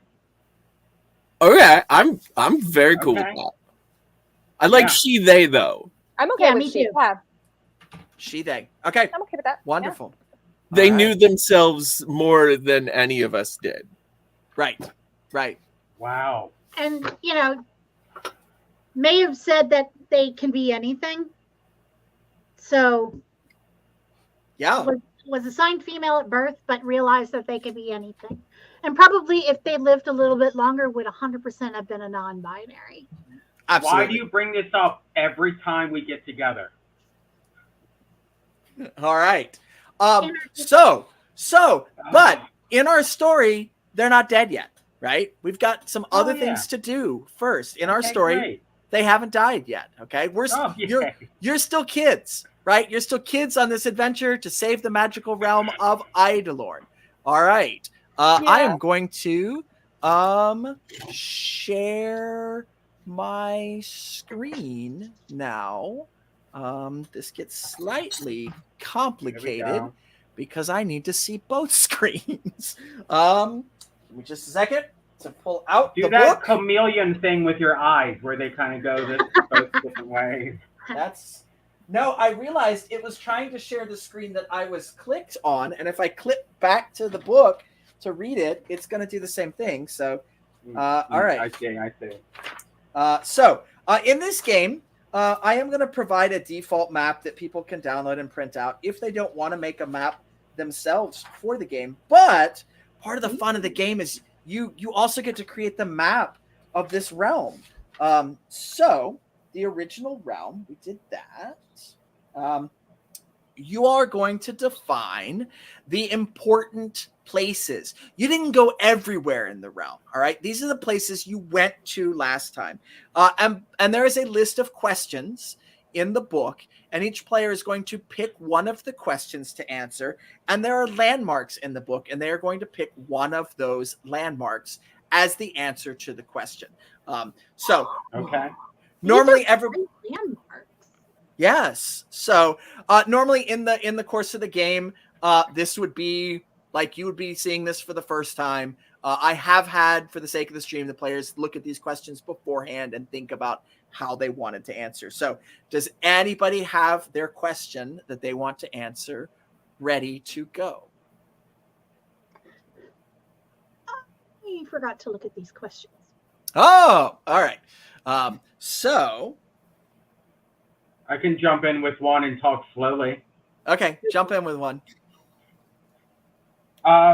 My question was, where did you all experience a great festival or celebration, and what was it for? Okay. And what is your answer to that question? My answer is the Mushroom Forest of Ore. All right. Nice. And so it's the largest fairy circle in the land, and it was for a festival once every 22 years. We happened to be there, called the Great Sporing. Ooh, I love it. All right. Great Sporing. That is Louis. Louis, and you also get to put that location on the map. When we make the game, there will be stickers that have these locations on them. So where do you want that sticker of the Mushroom Forest to go? I've drawn a river on a blank piece of paper here. Yeah. So I think it's going to be up here a little bit, coming down from where mountains could be coming down. And it's kind of where that river branches off. There's caves and like dark, danky areas up in there along the hills. I love it. All right. So that is where the Mushroom Forest is. Thank you. Oh my Louis. gosh. All I right. am totally so excited to get these stickers and put them places. Oh my goodness. All right. Okay. So who else has a question? They cannot use the same question and they cannot pick the Mushroom Forest. All right. Cubby, go for it. What was a place you all sheltered from the darkness, and why did you have to go there? The place was in the desert of broken glass. Just gonna say the same thing. Go for it. Oh, sorry. No, it's cool. I have another one. It was just before our final confrontation. The vassal had just won a major victory against us. It was that like moment just before the good guys claim victory, or at least that's what it felt like. But we had what we thought was going to be our lowest moment in a beautiful cave with resplendent prismatic light effects. And then we were like, but no, we're going to do this. All right. I love it. Where do you want that desert to be? I'd like to be kind of far away, so like bottomish. Yes, exactly. All right. I'm gonna make the desert a little bit bigger there. I'm gonna make the Mushroom Forest a little bit bigger there too. All right, since we're putting them on the map. Okay. Thank you, Cubby. All right. Mab or Autumn? Awesome. I've got a place. All right. So the question is, where did you uncover realm-altering magic, and why did we leave it behind? Okay. The place that had realm-altering magic was the Crystal Crags. Makes sense. And we left it behind because we couldn't figure out how to get it out. All right. So it was like embedded in the crystals. Beautiful. Like you could see magic happening, but you couldn't figure out We how knew to... that this place was magic, and we knew that it had the power, but we just couldn't figure out how to make it work. All right. Where do you want the Crystal Crags to be on the map? That is a great question. I kind of like the idea of it being in a near the desert of broken glass, like they are related, but also up in the fork of a river. You know, having the river be a part of it too. So like right there? Yeah. All right. Wonderful. Okay, Autumn. Beautiful. All right. How about, where was the place you never want to go back to? Why was it so horrible? And I'm going to pick the Floating Sky Islands.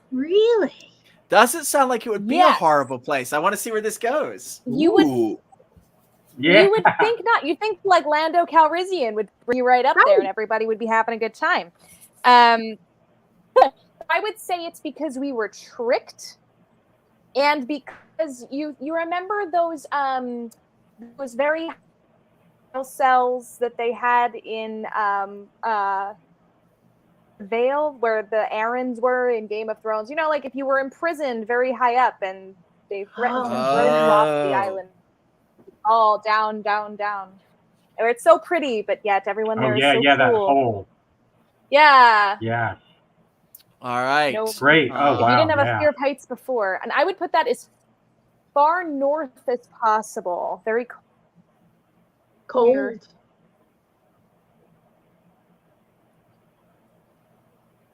cold, clear in the north, probably. Like up there? Yeah. All right. Okay. Yes. So you spend a lot of your time kind of on one side of the realm, which is great because that gives us a whole lot of the rest of the realm to fill in as we play. All right. And as you travel through the realm, there's lots of mythical denizens of the realm, strange peoples that you met. So there is now a list of questions about the people that you met and a list of choices, denizens to choose from.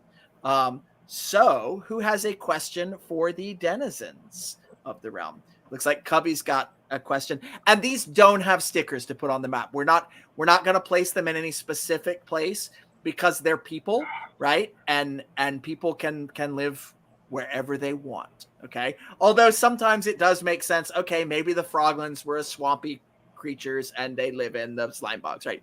But we don't actually have stickers to put them on the maps. Okay, so Cubby, what is your question? Go ahead, Mab. Mab has an actual question, a game question. I got an actual question. As I was scrolling down, I noticed there was a second page to all the questions that we could have answered before. Uh-huh. I would like to double up on my location of the Crystal Crags and say, where did you find the most unexpected beauty in the realm, and what did we do to hide it from the vassal? I think that would be absolutely tied into the Crystal Crags because it is stunningly beautiful. Yeah. And what we did was made them think that the broken glass desert was once the Crystal Crags. Okay. All right. Wonderful. Okay. But you did not actually smash the Crystal Crags to make the Desert of Broken Glass. I just want to... Okay. All right. Although I could have because of my Warhammer. Because you got your Warhammer. Yes, Yeah. Go get him, Andy. All right. So... bro! Yeah. Who was a denizen of the realm? Who were the denizens that helped you and your friends escape after you failed to defeat the great evil on your first journey, and how did they do that? Mm-hmm. That is a good one. The Thorn Witches were with us. Okay. And they were the first to realize that we had failed. Wow. And as soon as they saw that there was no way we could defeat, they sacrificed themselves. They died distracting the vassal and giving us time to escape. Okay. Oh my gosh. I don't think any of the Thorn Witches survived. We are actually going to find out in the next part of Session 0. All right. Okay. So a question and a denizen from someone else. I'm going to keep going with the topic that I was on before because I think it kind of ties in. I would say, who were the denizens that tricked, scammed, taught you a valuable but harsh lesson, and how did they do that? Just because they seem to go together, I would say the Elysians. Okay. Assuming that they would be the ones living in those floating sky islands. Maybe they're not, but though they totally can be. So they might. Okay. It fits. It works. And they sort of tricked us into a perhaps a battle of wits of sorts, where we were invited to come stay with them in this beautiful place, and then they sort of tricked us out of something we had. All right. And did they actually we lock learned you up not in to the be prison? so trusting. Did they actually Um, lock you up? I want to say perhaps they locked one of us away. Okay. Threatened the others. All right. We had to get them out. All right. And in that case, make it your heart. Make it Scout that they locked up. Okay, so yes, Scout. I got was going to locked say away. Kyle, Well, just because Oh. that's so Kyle. that's so common. But heart makes more sense, like dramatically. Sure. Yeah, Um, but All right. And I forgot, I should have given our audience a little bit of a description here. The Thorn Witches are mystic centaur-like deer women. All right. So they are the top half of a woman and a bottom half of a deer. Or you can reverse that, and they can be the top half of a deer and a bottom half of a woman. I don't care. Whatever works in your fantasy realm. But Good they old are like Magritte style. right. They are witchy deer folk. And the Elysians are elusive, graceful beings that glow with inner starlight. Ooh. So, yes. All right. I need a question and an answer from Layla and Kyle. I have one. Okay. go on, Layla. Who were the denizens that you disliked or feared on your first journey? And what happened to give you that impression? Okay. It's kind of easy. It's the Umbrals. All right. They're silent beings made of living shadow. Yes. And we just assumed, without getting to know them at all, that they were with the bad guys. Yep. We just Makes assumed. sense. That makes sense. They may or may not be. We don't know for sure. Yep. All right. Okay. And that leaves Louis. Okay. My question is, who were the denizens you found the most magical on your first journey, and what wonders did they show you? And I am going with the gastropodarians, All right. anthropomorphic and monastic snail and slug folk. I love it. And they taught us how to follow our trails and how to leave a good trail and follow our trails, so we can always find our way, or scent trails, or somebody else can leave a trail and get around with them. I love it. I love it. All right. Let me see. Whoever has ridiculous. control, Oh my can goodness. can you unshare my screen so I can flip back to the book? Awesome. Thank you. Because we have done the map. Let me double check. I think there might be one more place we are supposed to define yet.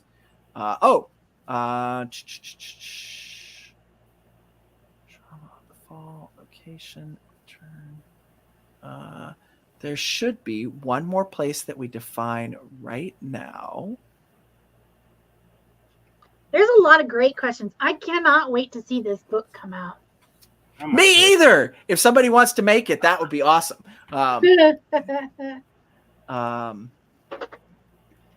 There's one about how did we escape? Who helped us escape? Was that the question? Yeah. Yep. Who equipped us to train the Who was great the evil? most generous? Did we do that one? Yeah. Oh my goodness. Okay, I made a mistake and was going to move this Denizens earlier who today. desperately needed our help, and how do you help them? All right. I have accidentally cut something from the book, but I know Well, what it is. that lowers your threat if you made a Nope. mistake. Your threat goes down. Uh, I remember That- reading that. yeah, maybe. Okay, pull up the map again because we have to define one more place. Actually. Okay. All right. We have to define where did that final confrontation take place. So which of the remaining locations, not one that you've already placed on the map, where did the final confrontation take place? Do we not have the Witchwood on the map You yet? do. Nope, the Witchwood is not on the map yet. Is that where you It's think not. you fought? I don't Is know. that where you fought the vassal as kids and failed? You want to go with the Witchwood? Or the bones It of the kinda goes- behemoth? with the witches who sacrifice themselves? Yeah. Yeah. Let's go with that. Let's make it the Witchwood. This is where the final confrontation took place. Where do you... should it go on the map? Yeah. I want to see it more on the west. Down here in There we go. In a horrible, Yeah. isolated place. Yeah. All right. Yeah. Not Where that the we had witches the were big horrible, party. just where they live. Yeah, Yeah. well, what's where we had the big party with the mushrooms. And then that was like the last hoorah before we went to the final battle. Absolutely. All right. So it Now, could be closer to where the river is. all right, we'll pull it up in here. Yeah. So it's not so far. Right. Yep. Now, Of course, there's no I don't want scale to hurt my on it. little feet. how No, did Scout die? And did your character see it happen?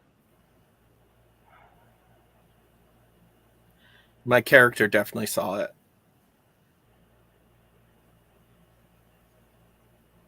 How did it happen? yeah. Definitely saw it. Scout thought that Heart was ultimately undefeatable because love and all of that stuff, and actually dropped their guard, Mm-hmm. and they were going to embrace and like let love flow in, but it worked out the exact opposite way, and it just stole all of the heat and light from her. Ripped out her literal heart. Yes. Yeah. All right. Yeah. And I Yeah. could picture the rest shattering like the Black Mirror obsidian, sort of just shattering of the mirror flakes. That we all had to see our own reflections in the flakes as they floated away. We were seeing ourselves reflected in the death of Scout. Yeah. And that's what happened. All right. While your character may not admit it or recognize it, when this happened, they suffered a deep emotional trauma. And you were also kicked out of the magical realm shortly afterwards. They left part of their soul behind, bound to their magical artifact, because it did not come forward into Earth with you. All right. On your character sheet, you should have 3 tethers right now. Okay. So one was from your inner child, one was a bond with another companion, and one was from the aptitude you defined for the fallen companion, Scout. You're going to mark the bubble next to one of those tethers. It is a burned tether, and it counts as a bane. This reflects the trauma of losing that companion and being kicked out of the realm. So one of those things that was good for you now turns bad. Wait. Say it from the top again, because I'm a little confused. That's all right. So one of those 3 tethers that you have marked on your sheet, under tethers, there are bubbles next to them that say burned. Mark a bubble next to one of those tethers. While a tether is burned, it counts as a bane. It counts against you. It's a bad thing. So this is the trauma of your companion dying and you being kicked out of the realm. It is your first piece of trauma. And for your second piece of trauma, What? yep, you have some baggage. The trauma of that first failure has also lingered with your character as a personality trait and or emotional quirk that directly resulted from that ultimate failure. All right. So this is going to define the last bane on your character sheet for now, because you can earn more during the game. But you can also clear these banes during the game. That is part of your goal, is to deal with some of this trauma and clear these things off of your character sheet. Burning tethers are things that you can choose to do in the game. When a tether applies, and you roll 2 dice and take the best one of that, or roll 3 dice and take the best one. When you burn a tether, you can actually count all 3 of the dice that you have rolled as a good thing. But we'll get into that when we're getting into rules and playing it. So for right now, everyone needs to pick their baggage. And you can double up on these. The baggage or the negative things here are, did I already give you all this list? Have you already seen the list of baggage? No. I haven't really read through it, but okay. Yeah. All right. So you do have the list, but I'm going to read through them real quick. Your character might be apathetic. They might be awkward. They might be careless. They might be cold. They might be impatient. They might be self-destructive. They could be shady. They could be squeamish. They could be suspicious, or they could be timid. So you're going to pick one of those, and I will tell you the bane that goes with it if you don't have it in front of you. Has anybody already picked which one of these they are doing? All right, Cubby, go for it. Self-destructive. Self-destructive. All right. When taking the safer or cautious approach. So you're going to write that in your bane. All right. Kyle, do you know what your bane? Yours is? I was going to go self-destructive as well, but I think I'm going to just switch it up for the sake of playing out other things. I think I'll go careless when paying attention really matters. All right. Wonderful. Okay. And Angelica.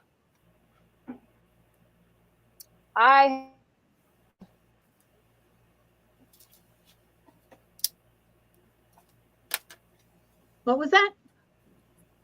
Say it again. You roboted on us for a moment. Sorry about that. It's okay. Cold. Cold. Oh, that makes total sense. All right. When you need to show empathy or show or feel empathy for others. Okay. And that leaves Layla. Suspicious.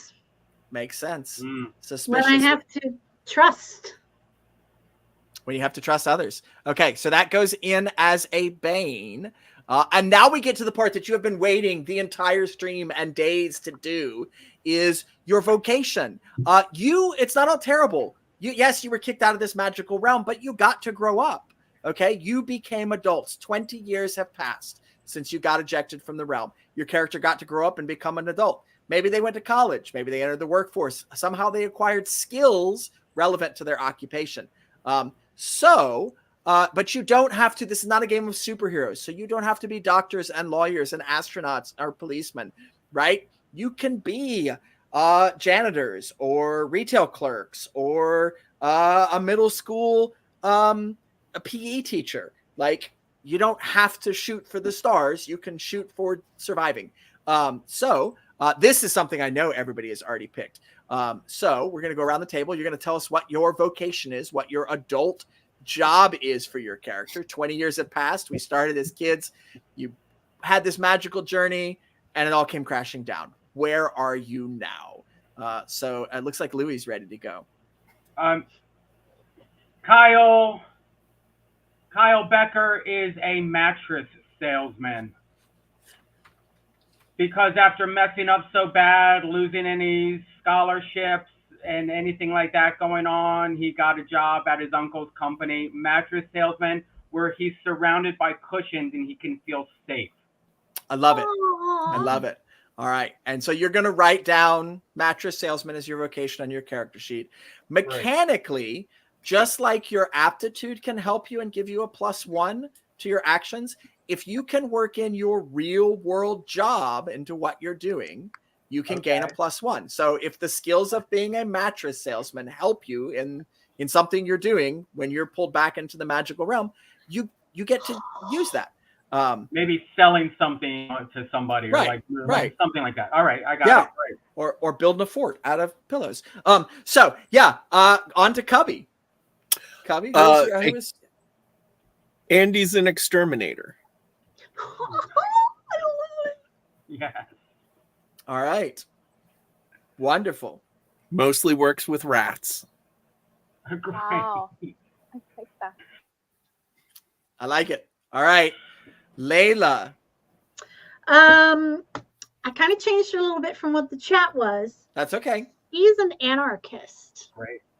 But does some computer hacking. As you do. But like, she's pretty much homeless and doesn't have a day job. Her day job is anarchy. You said perfect. Anarchist. Yeah. So homeless, no day job. Oh yeah. Yeah. Oh, yeah. Yeah. So anarchist. Right, anarchist. Right. In this game, that is totally valid. You can be a homeless anarchist and still have fun. She lives in a squat. All right. Wonderful. And that brings us around to Angelica. All right. Angelica Barnaby is an Instagram influencer. Yay! Yes, yes. I love it. I love it. Telling people how they should be living their lives because it's way better than the way you're doing it. All right. Yeah. Ooh, that So- diadem's just shining when you say that. know. Yes. Yeah.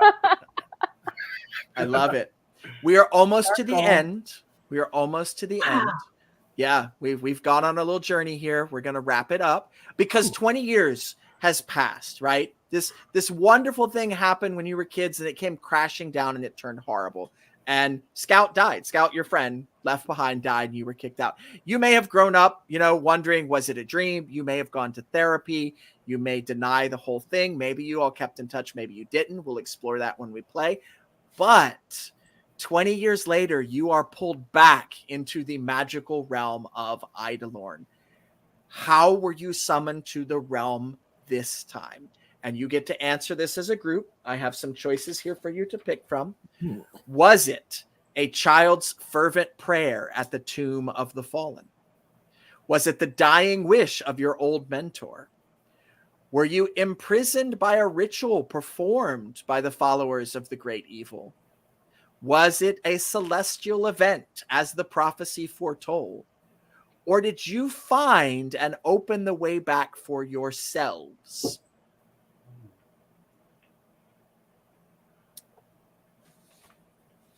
I do like the thought of the followers of the Bad bringing guy. us there. Like, we didn't even want to go back, but they just brought us back to, like, kill us. Because they have to. Or to. Oh, all of us had to die for the journey or something, for their power to take over the realm. Yep. There you go. All right. Yes, I love it. So that's going to make it very interesting. When you get back, and we're actually going to play you coming back next time. You've only been gone for 20 years, but about 100 years have passed in the realm. Ooh. So things have changed drastically. Before we started the stream, remember how I told you each of you needed to have a die ready? I'm going to ask you to roll that die, and we're going to see how some things have changed.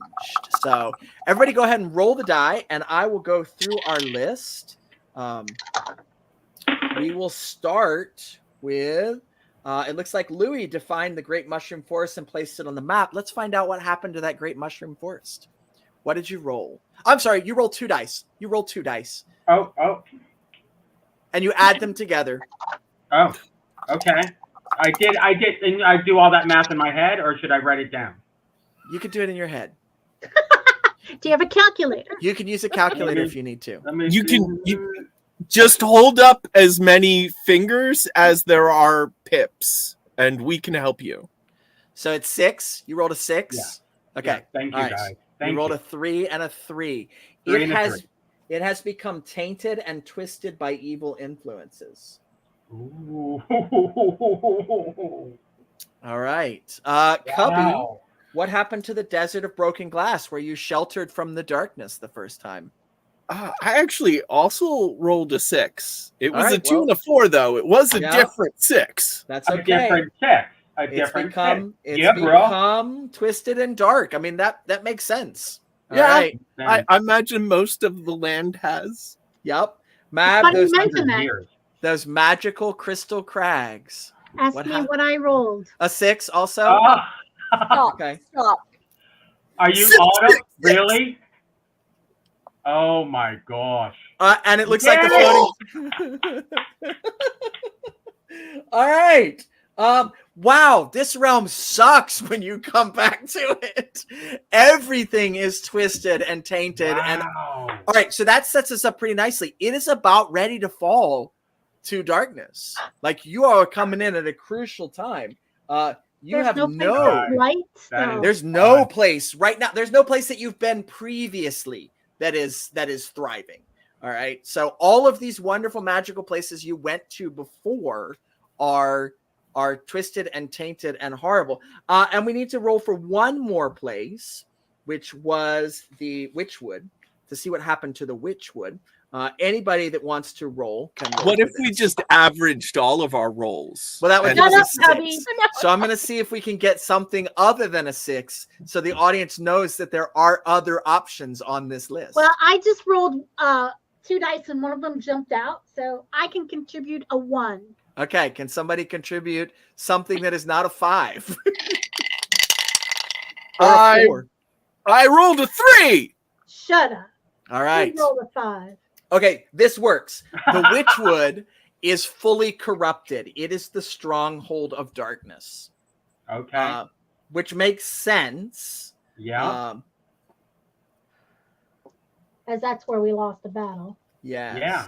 Hey, the cool thing about that is that raises your darkness rating to 5 because the forces of evil have a stronghold on the map. Awesome.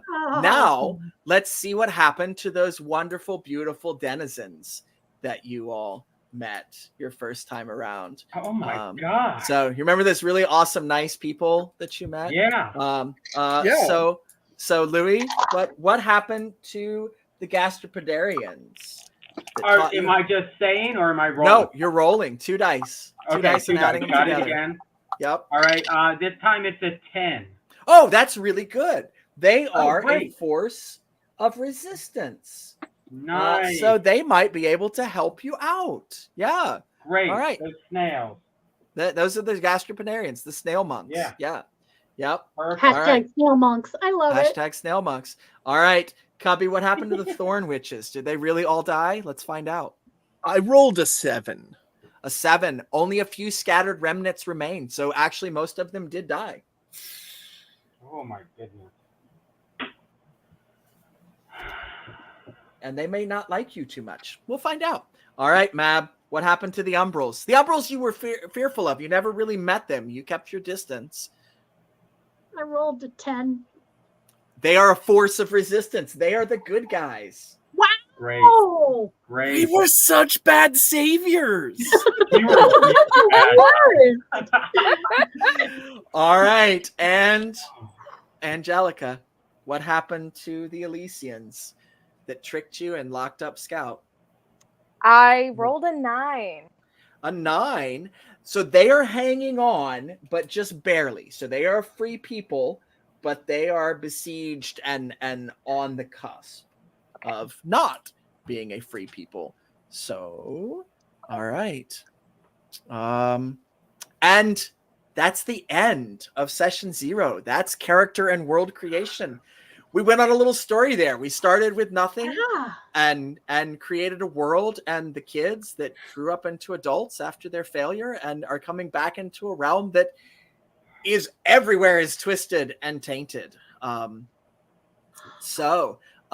In the book, it says recap who the characters are. We're going to do that at the beginning of the next session because we're going to need to do that to remind everybody anyway.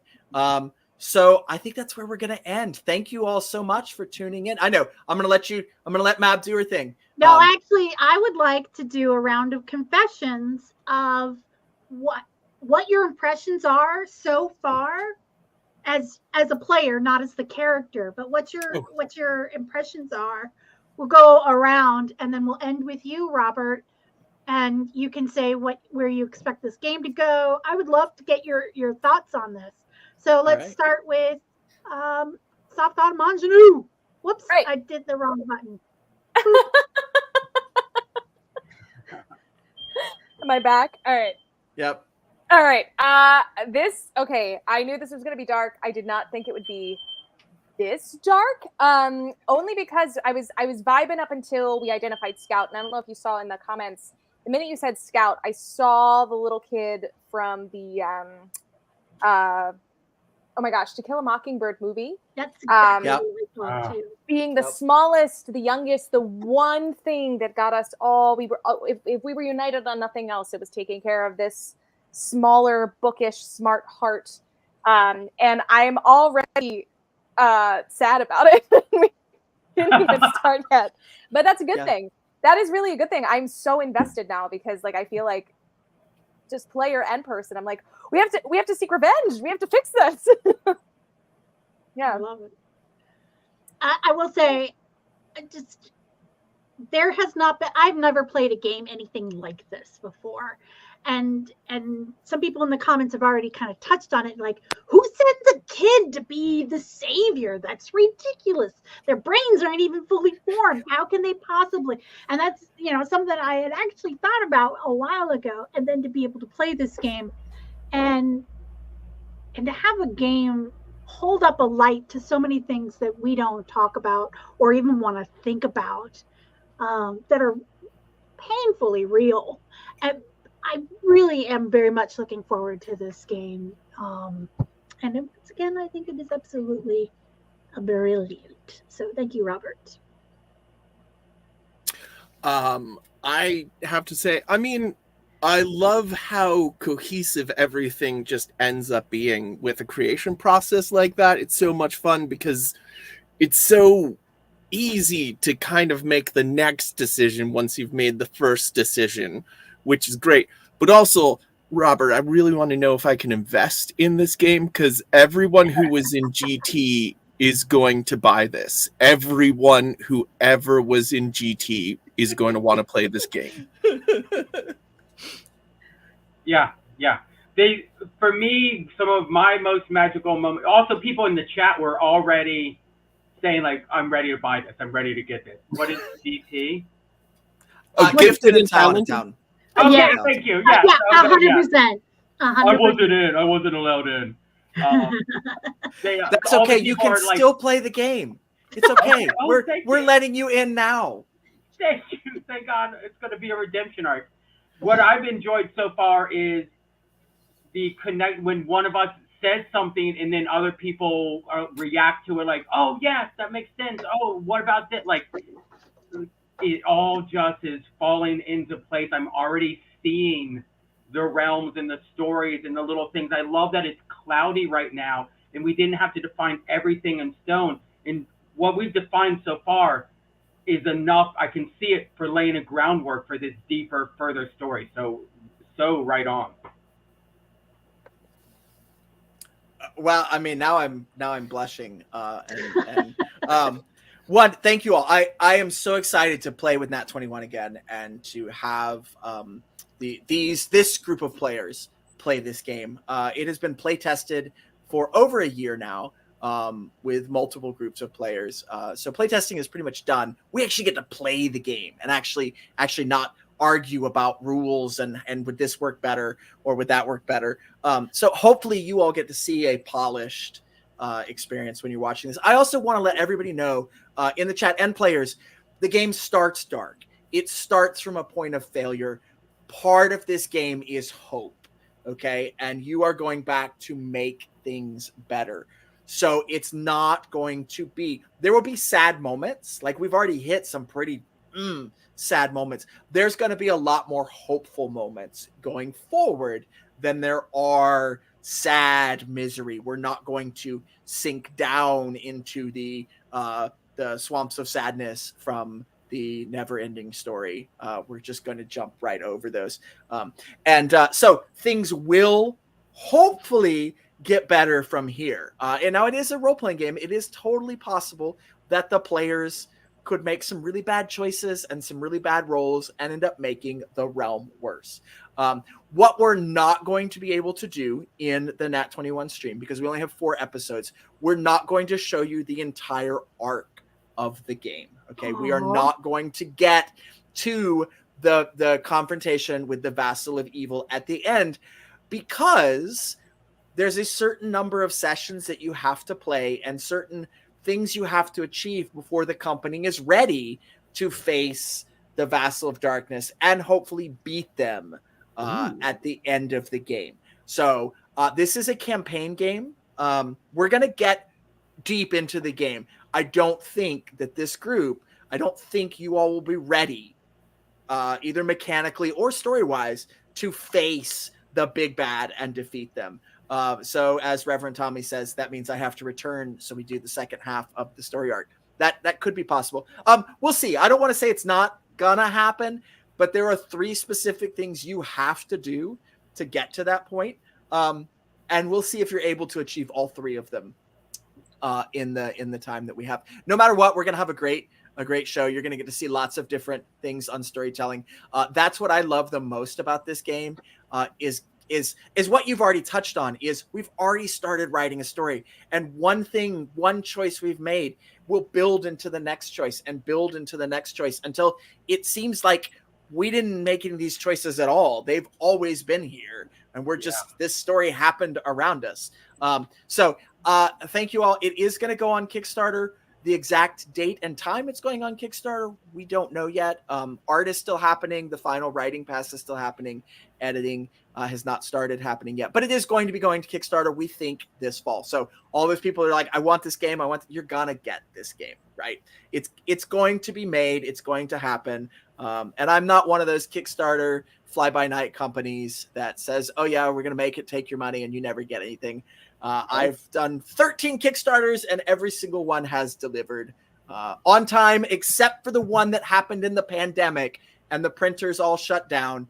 That one was delivered a few months late, but not a year late, a few months late. So yes, thank you everybody for checking this out. And so the other thing we're going to do before we end is I wrote down a bunch of notes. There are play aids and extra sheets for the world and the vassal and the fallen companion. I'm going to type these up as PDFs, and I believe Nat21 has a place that those go either to the Patreon Saints or something like that. We do have a Patreon, so if you would like these to be available to the Patreon Saints, or if you would like them to be available to our general audience on our Discord, that is your choice. Yeah, that way you can see the sheets that we are playing off of and see the information if you want to follow along and see how stuff changed. So that's it from me. Thank you so much for tuning in tonight, guys. I'm excited and looking forward to this. So I don't know what else has to do. There was one question. There was one question that I would love to address. Are you going to be at Gen Con? I will not be at Gen Con. My books and games will be at Gen Con in both the IDGN, Indie, IG. I always get our acronym wrong. Indie Game Developers Network. It is a collection, a collaboration, a trade organization. That's the word I'm looking for. It's a trade organization I belong to that is indie game developers and designers for tabletop games all over the world. So we have a booth there. You can find lots of cool stuff. Do check them out. And my games are always available at Studio 2, which also has a huge booth. But Studio 2 is my distributor, meaning you can go to your local retail store if you have a favorite gaming shop that you like to go and visit and play games at, and ask them to order my games. They may have never heard of them. At this point, they've probably heard of one or two because they've gotten magazines and stuff about it, but they may have never heard of them. They can order them. So they are in distribution. You can get them. And you can also get them from my website, and I will sign it and ship it to you. But I won't be at Gen Con to hang out with folks. Gen Con is a little too big and expensive for me right now. We used to do it. We had to cut back after the pandemic. Paul's going to be at Gen Con this year. I think Paul is going to be at Gen Con. Paul and Ansa, and I think Lady Prudence will also be there this year. Lots of awesome people are going to be at Gen Con. So there's other smaller conventions that I still do that you can come find me at, but not Gen Con. We need to talk about that. Anyways, thank you guys so much for tuning in. I am absolutely enjoying everything about this, and we will talk about this tomorrow, Cubby, during the Craft and Talk show. I mean, if we pull it out of the talk bucket, maybe. Right. But there are rules to these things. Yeah, I'm not hijacking that stream too. I'm just taking over this stream. I do not know IDGN's booth number, but I will look it up and I will type it in the chat if the chat still exists, or in the Discord. Let me see. I don't know how quickly I can find that. So everybody can wave and roll credits or whatever. I'm just going to hit the roll credits and see you Bye, guys tomorrow. Thank you. Have a great Bye. week. Thanks for tuning in. It's number 132. Boom.